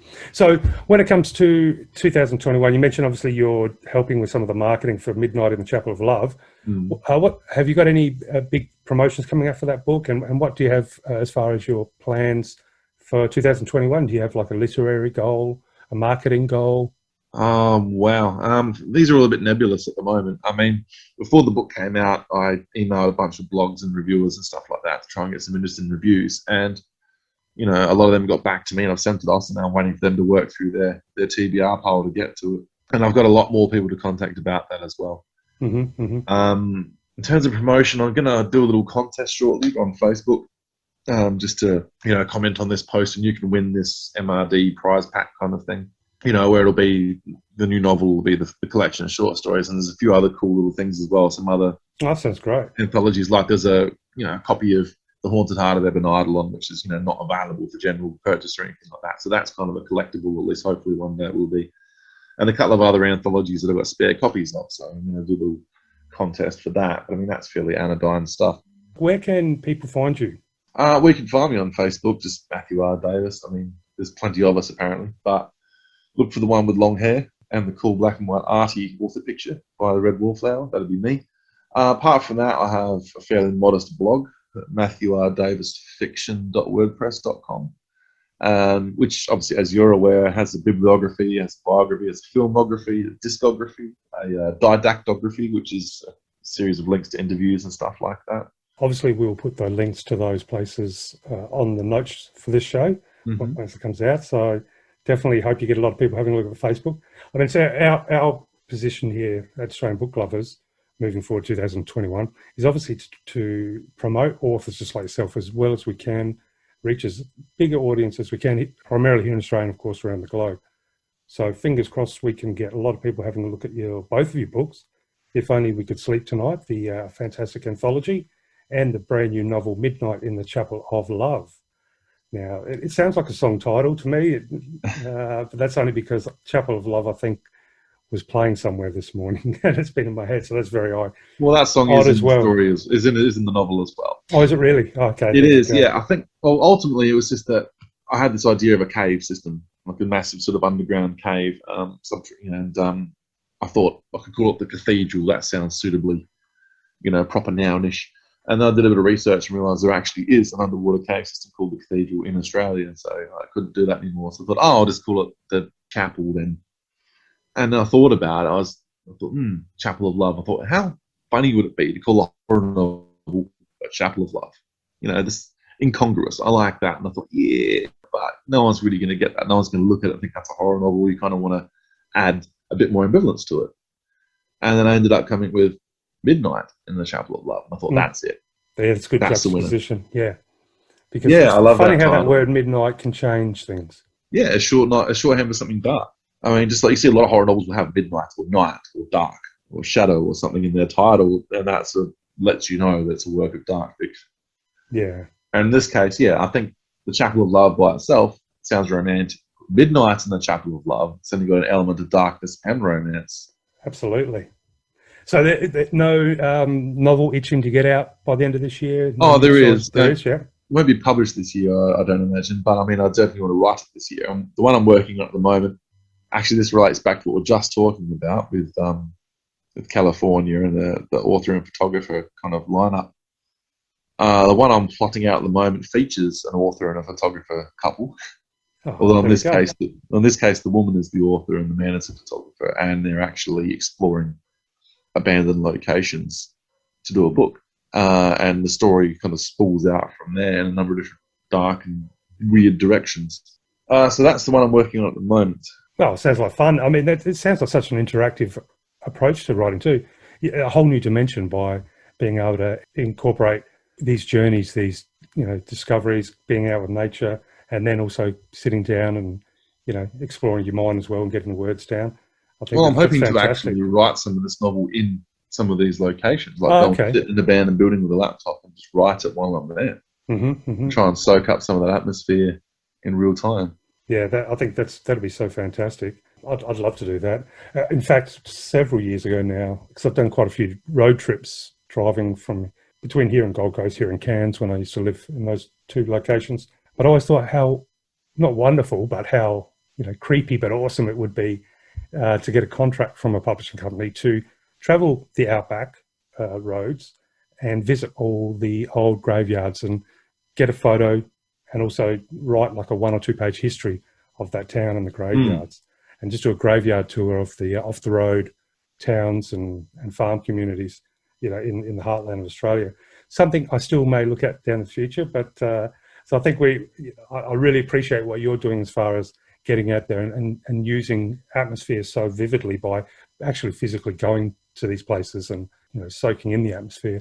Well, that sounds like a really good idea, actually. I'm not entirely sure you should have told me that. Ah, well, yes, yeah, I know. That's a good idea. We're going to edit that out and then copyright. Darren Kasenkow, 2021. No, that's right. It's on the air now. You can't get away from it. It's been recorded. You've laid your claim. No, but I think you're one step ahead. It sounds like you've got a great photographer working for you.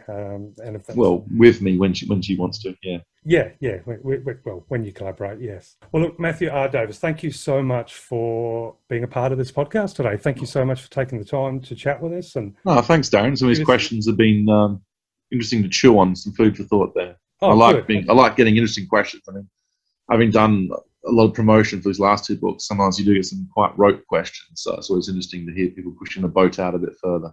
Oh, good. I appreciate the feedback. I definitely don't want to sit here with question 1, question 2, question 3. Yeah. No, not going to happen. And, it was just a fantastic chat because I think we have a lot in common when it comes to our love of arts and our approach. Both musicians, we both love writing the darker side of things. Both read books about Adelaide serial killer history. And maybe to finish off the podcast, you talked about how you might want to incorporate elements of reality in your future writings when it comes to, perhaps murders and stuff. And it's a dark journey of literature. I'm wondering, have you got any thoughts on the Somerton Man? Yes, I did mention him in passing earlier. Just in that he was found only probably 100 metres up the beach from where I was living when I wrote a lot of the stories in The Phone Time I Could Sleep. I don't have any theories as to what happened to him. I just find it interesting that, 1, he's such a part of local legend and I was so close to it, and 2, it basically sounds like it inspired Stephen King to write The Colorado Kid. That's very similar. Well, for the listeners out there, and I hope I don't ruin this because I can't quite remember the specifics. I think it was around 1926 or was it earlier, 1916? No, it was later than that. I think it was about 1948. Oh, 48, of course, because they thought he might have been a spy. Yeah. But essentially they found him sitting on the beach, dressed in a suit, no identification. All the tags were cut off his clothes. And he had a ripped, was it a page or a segment from a particular book? Yeah, it was a page from the Rubaiyat, if that's how it's pronounced. It was a very specific copy that I actually found on someone's back seat, not far away, not long afterwards, as if someone had just tossed the book through an open window and left it there. Yeah, but there was a message on there which had Tamam Shud, which is often used as shorthand for the case, which translated means finished, like done. But there's also a code written somewhere on his person, which is indecipherable. No one's ever managed to crack. Yeah, it's a very, very strange story for that, like you said, has remained or has travelled through the ages here in Adelaide, as do some of the other darkest elements of the city. But hey, hopefully you find, that spark of motivation and get all these writings down and find a way to incorporate some of these dark tales that we have in real life into future writings. And what about poetry? Is that something you'll be working on a lot this year? No, not so much. I actually started writing a new poem about a week ago because one publisher I've worked with before also does small poetry books. So there may be some interest there for a collection of my poetry, but I really haven't written all that much that's publishable. I wrote a lot when I was a mawkish, earnest teenager, which I wouldn't want anyone to see, but the more recent stuff is all right. So, yeah, there may be a short poetry collection in the works later this year. We'll see. Well, one thing's for certain, it definitely sounds as though you've got a lot of things going. Yeah, I sound a lot more interesting than I actually am, that's for sure. Well, I have no doubt that by the end of this year, there'll be other wonderful pieces of art that have come out with your name on it, whether it be writing, perhaps music, perhaps visual art. But I suspect that it's going to be a good year, and definitely things are going to come from all this imagination that you have, and all these different ideas that obviously just need to get out no matter what avenue or release valve. So that's excellent. But again, thank you so much for joining me on the podcast today. I really hope everybody out there jumps onto australianbooklovers.com or any of the links that we will supply with Matthew's notes for the podcast, and have a look at his books, If Only We Could Sleep Tonight, and also Midnight in the Chapel of Love. If you are a fan of dark fiction, horror, or even mystery, or just want to step out of the boundaries of what you normally read, please do have a look. I think you'll find something very special. Matthew, thank you so much for your time, and Thanks, Darren. Let's do this again sometime soon. Absolutely. You take care. You too.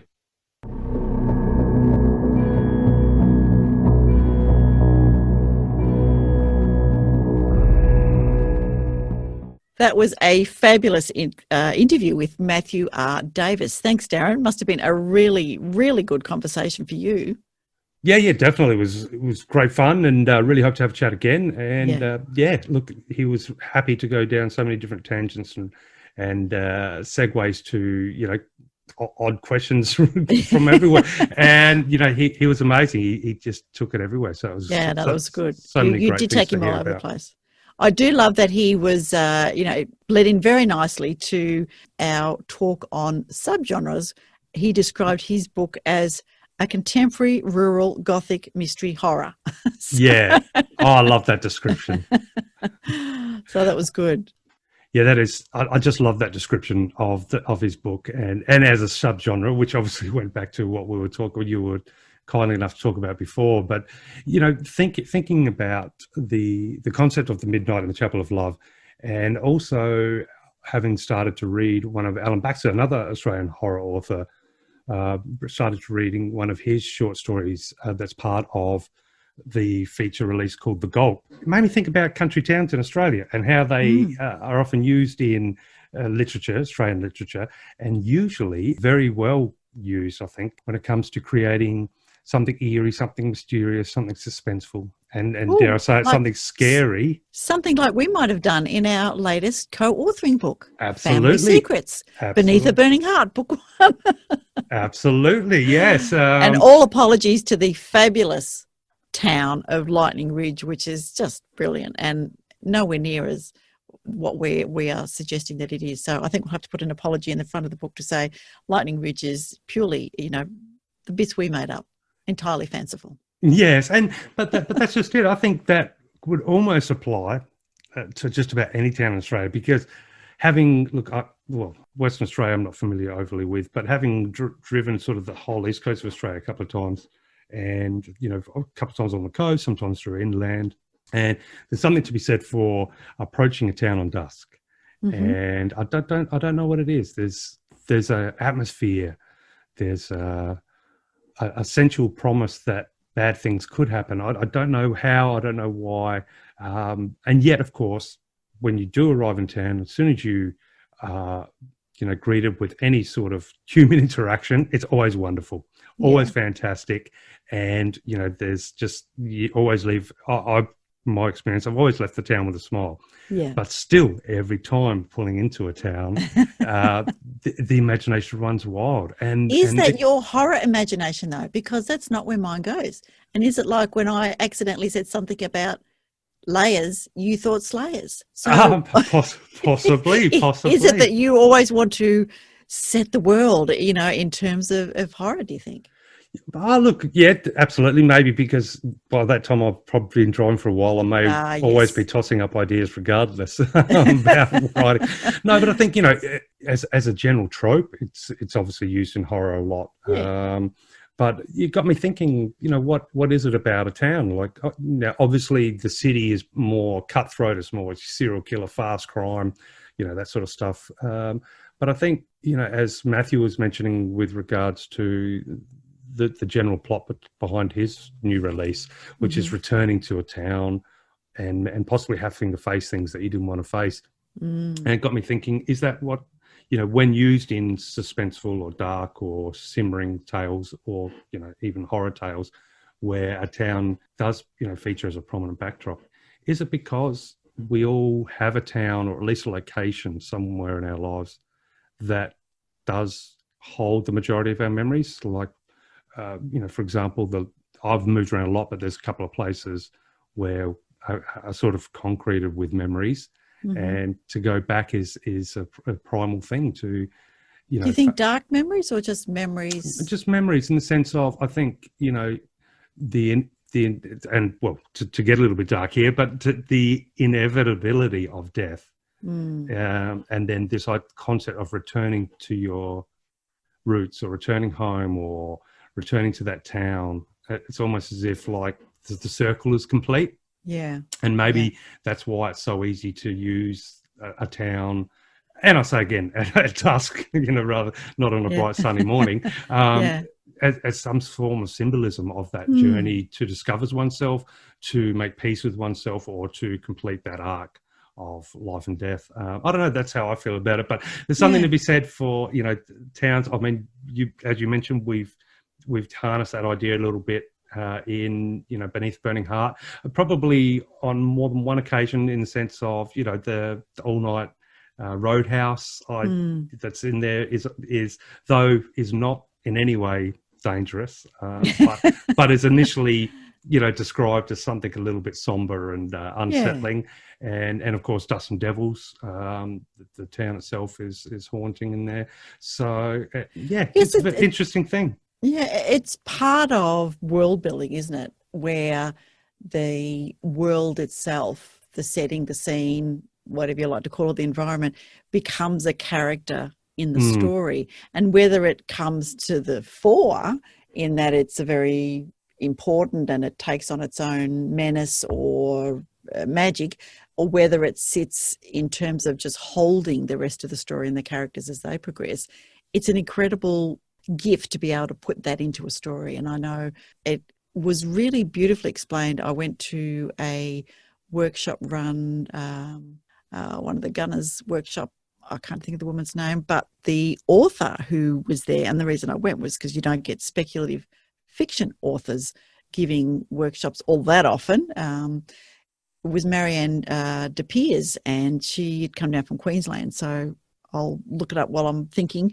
but she talked about world building and gave some great examples where 2 or 3 sentences could bring a world to life and immediately place you in space, in a Western Front, underwater, in magic, whatever that might be. And, you saying that it attaches itself so viscerally primarily to our emotions and our sense of memory and connection and community. I think, it could be onto something there.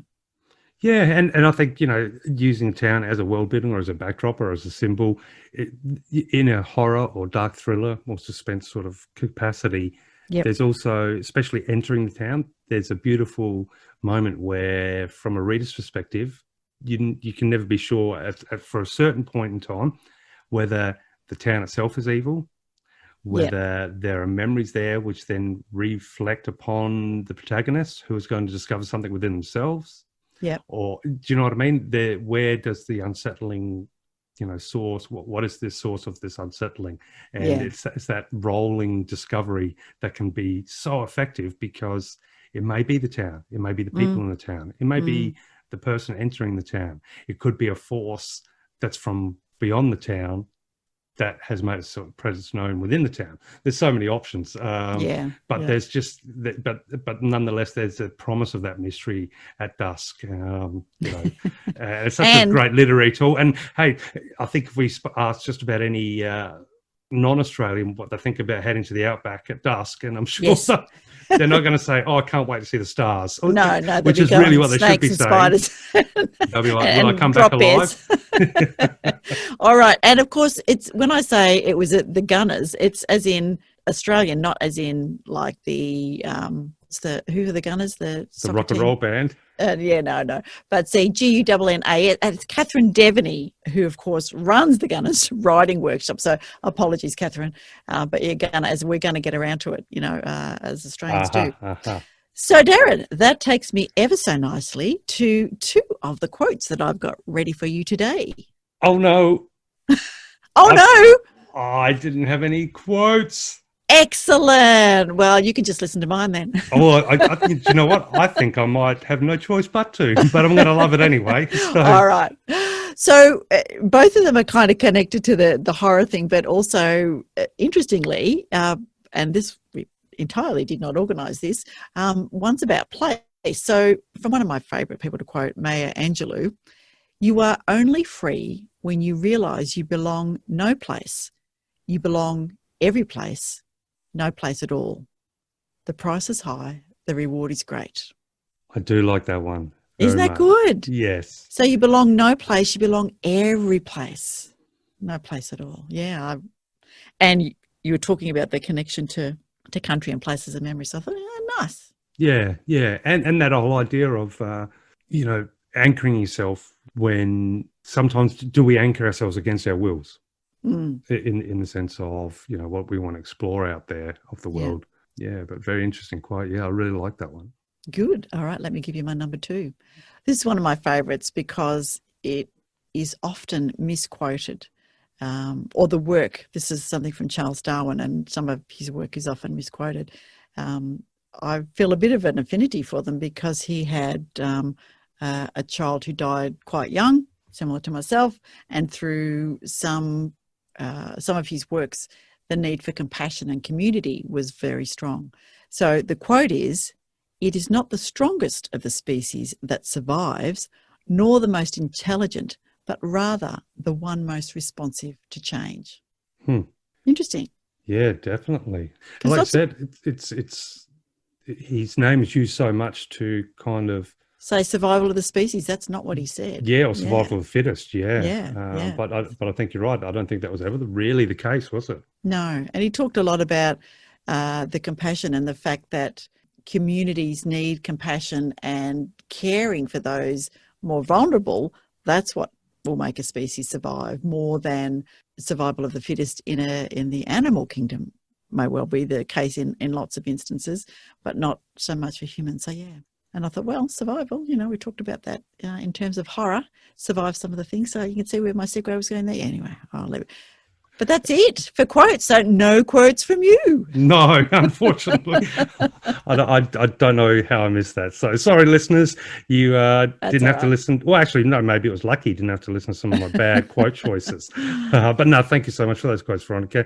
And as you were reading the Darwin one out, I was thinking quickly about the survival of the fittest. And in my head, I taking it to its full extreme, it's almost as if, okay, well then you finally get down to just the two fittest and they're going to battle each other, aren't they? Yes. So what sort of end game? Are they? Or are they going to say, you know what, let's survive. There's only 2 of us left. Exactly. So the constant, the sort of generic concept of survival of the fittest is essentially comes across, I think, as battling to survive. Yeah, and it's not necessarily so. That's it. But yeah, so many a reflection can be made upon how we operate as a human race too. I think and why we think that armed combat or the person with the biggest gun is kind of the way to go. So it's not necessarily so. No, and definitely food for thought for another conversation down for one of our next episodes, I think. Definitely. Because sooner or later, we're going to come across an author that delves into these themes. Yes. And that's going to trigger a great conversation. Because ultimately, my thought today, I don't have a quote, but because I was slack, maybe I can have 4 next week. I don't know. Or the next podcast, should I say? No, but I was thinking over coffee earlier this morning in the sense of, that stories reading, being a passionate reader, just like yourself and like everybody, most people listening to the podcast, is, books are such a fantastic way to delve into and explore our place in society, our race on the planet and our race's place in a galaxy, which is, the reality. We are in a galaxy. We are in a solar system.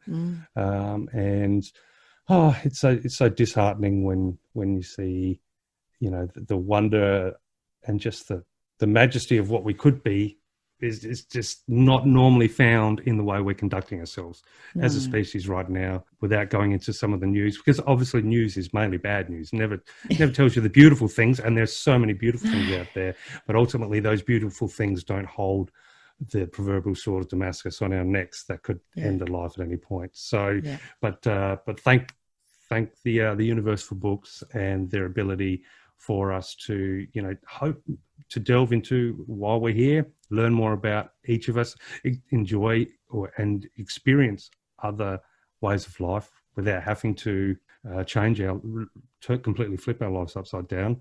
Yeah. And who knows, maybe, there's going to be a literary revolution soon, and, the people that have discovered the wonders of humanity through books will eventually rise up and take power. And then let's just hope that it's not true, that absolute power corrupts absolutely. Yeah. So if you would like to hear more deep discussions about a whole range of things that Darren and I go in, under, around and through, please or join us. Excuses why, or how excuses why he didn't. How I could get not his have quotes ready for a podcast, which I should easily be able to edit out. But nonetheless, see how this is an honest podcast. Yes. So please have a look at some of the fabulous authors at Australian Book Lovers, and AustralianBookLovers.com is where you'll find them. Keep your eye out for the new genre mascots, who are all extremely cute. Thank you again to Steve Lehman for doing those for us, and Cassie Strachan for putting them on the shields, which he will be doing shortly. You can find us on Twitter at Australian Books. You can find us on Facebook and Instagram at Australian Book Lovers. Well, us and Bobby, of course, Bobby the cat. And if you're a reader and you'd like to receive our regular newsletter, then hit one of the fabulous subscribe buttons, or go to AustralianBookLovers.com/booklovers and subscribe to the newsletter, and you will get the updates even more rapidly. So that's it for this session, except to say to Darren, are you ready for the tagline? I'm just about ready. I just wanted to add, of course, that to all of our listeners out there and book lovers, if you are reading, have read, or want to promote a book by an Australian author, please send in, whether it be a written review. Of course, we'd love an audio review, because we'd love to hear some of your voices, and we'd love for you to be a part of the show. And or even if you just want to, again, tell us about any sort of events that may be happening in your community, do write in.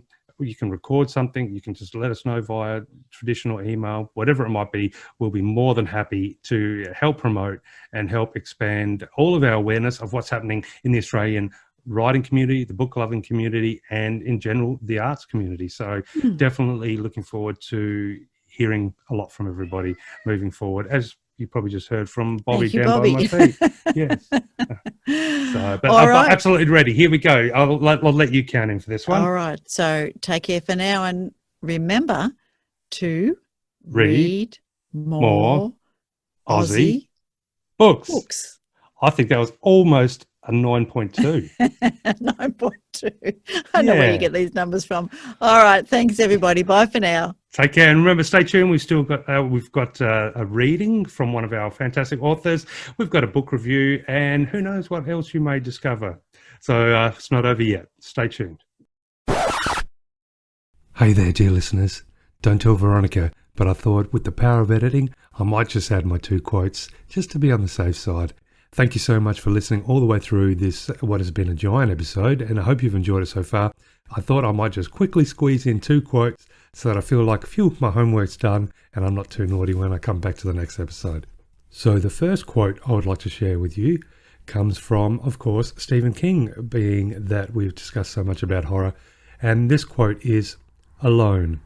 Yes, that's the key word, the most awful word in the English tongue. Murder doesn't hold a candle to it, and hell is only a poor synonym." Once again, that's Stephen King. I love that. And yes, loneliness, I think, can be probably the greatest horror of all. So definitely a beautiful thing to have relationships out there and always keep in touch with everyone. Anyway, that's my little hippie part of the show. The second quote I have is from H.P. Lovecraft, who we spoke about earlier. And his quote is, "From even the greatest of horrors, irony is seldom absent." I like that one too. Now, I'll let you go now, but don't tell Veronica again. I'm going to sneak one more in, and that's from Stephen King once more to finish off the show. Of course, we've still got a reading, and a review coming. But the final quote I'd like to share with you from Stephen King is the following: "We make up horrors to help us cope with the real ones." Thank you so much for listening, everybody.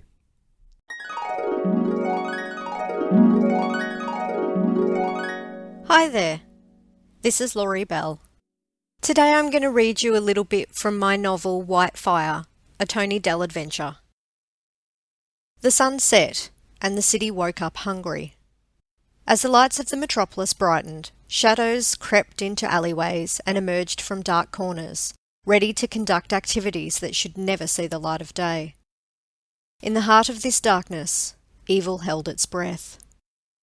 Tony squinted into the murky alley light, straining to make out any detail around her.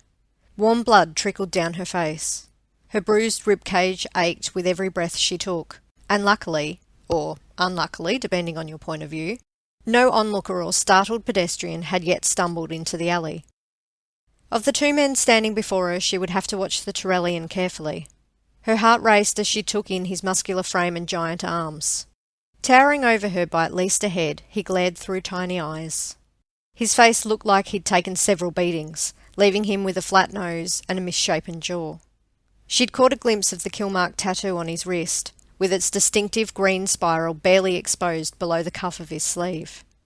It was the mark of a gun for hire, and when she stared into his expressionless eyes, she knew she was in trouble. Sweat broke out across the back of her neck. He would kill her without qualm. The Torellian called the other man Tubby. The first time she'd heard it, she'd laughed given the excess body weight the man carried. She wasn't laughing now. He scowled at her through dull, watery blue eyes. Her gaze flicked over his rumpled clothes. He'd probably lived in them for the last few days.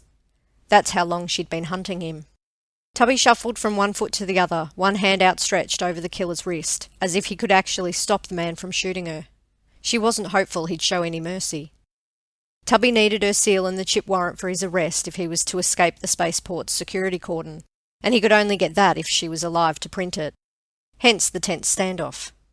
Her stare returned to the train killer. At times like this, she regretted her choice in career. Tubby stepped out from behind his beady-eyed bodyguard and grinned. "So you're Agent Dell." From her periphery she saw his eyes drop to travel the length of her body, pausing at her empty holster and missing Agent's star. Her skin crawled at the lingering leer. "You're a freaky-looking one, that's for sure." She didn't take her eyes off the Torellian, watching for the slightest twitch. Forcing her breathing to remain steady took more concentration than she could spare, but like the Torellian, she remained poker-faced. Tubby shuffled into her view. His grin faded. "Did you think I'd let anyone catch me? Especially a PST agent?" He sneered when she didn't respond. With a shake of his head, he turned to the hired gun and spat, "Just let me get the contract, then you can get rid of her. Leave nothing to link me to any of this. If other agents suspect she's been murdered, they won't ever stop looking for me, you hear?" The Torellian didn't answer. His finger tightened on the trigger. Tony tensed. "For Zenya's sake, don't do it here. I said get the contract first. If Galleon finds out, I'm a dead man," Tubby hissed, grabbing at the gunman's arm. "Galleon?" The Torellian stared blankly at his client's hand, and Tubby removed it slowly. Tony shifted her weight. "Better do it here. It'll look like a beggar with a keg-load of luck killed her." The man's voice sounded rough and scratchy, as though he didn't use it often. Shuffling back, Tony pressed up against the barrier of rotten wooden boards, hoping to feel them move, but they made a solid wall, preventing her escape. Her gaze flew in every direction beneath her electronic shades. The alley was located behind a cheap, run-down bar called the Dockyard. It was the sort of place one might frequent when down on their luck, working 2 jobs to keep a family alive, and needing to get away for just a little while. She had no faith she'd be saved by the untimely appearance of a bar patron. Kegget. If someone didn't appear, it wasn't as though they would help her. People just didn't do that. Besides, the alley dead-ended only a few yards from her current position. Crates stacked haphazardly against the brick wall opposite looked like they'd always been there. The overflowing dumpster at the mouth of the alley smelt like it had never been emptied. Ever. And above her head was an unreachable metal ladder. It disappeared up into darkness, but that didn't much matter. Her breathing quickened with the realization she was trapped.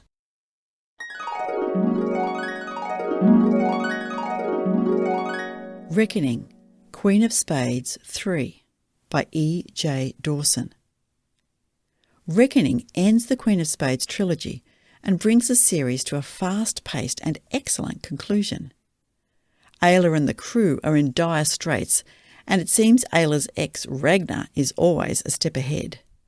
And then they run into Leith's ex.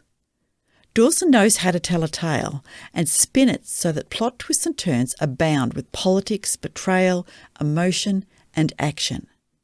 For some reason, the technology and world building was a bit of a star for me in this book. Loved its scientific makeup and the seamless interaction with all the crew. I really enjoyed Ayla's development throughout this volume, finding her way to accepting all her flaws, her relationships, loyalties and loves. No spoilers, but a great ending. Hope we haven't seen the last of these four. Let's meet again. Where magic happens.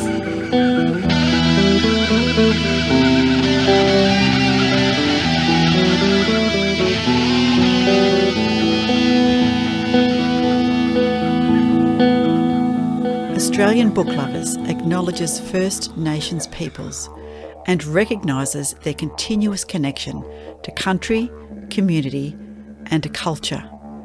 We pay our respects to elders past, present and emerging, and honour the sharing of traditional stories passed down through generations. We're committed to a safe and inclusive welcome for authors and readers of all cultures and backgrounds, including people of LGBTQIA+ communities and their families.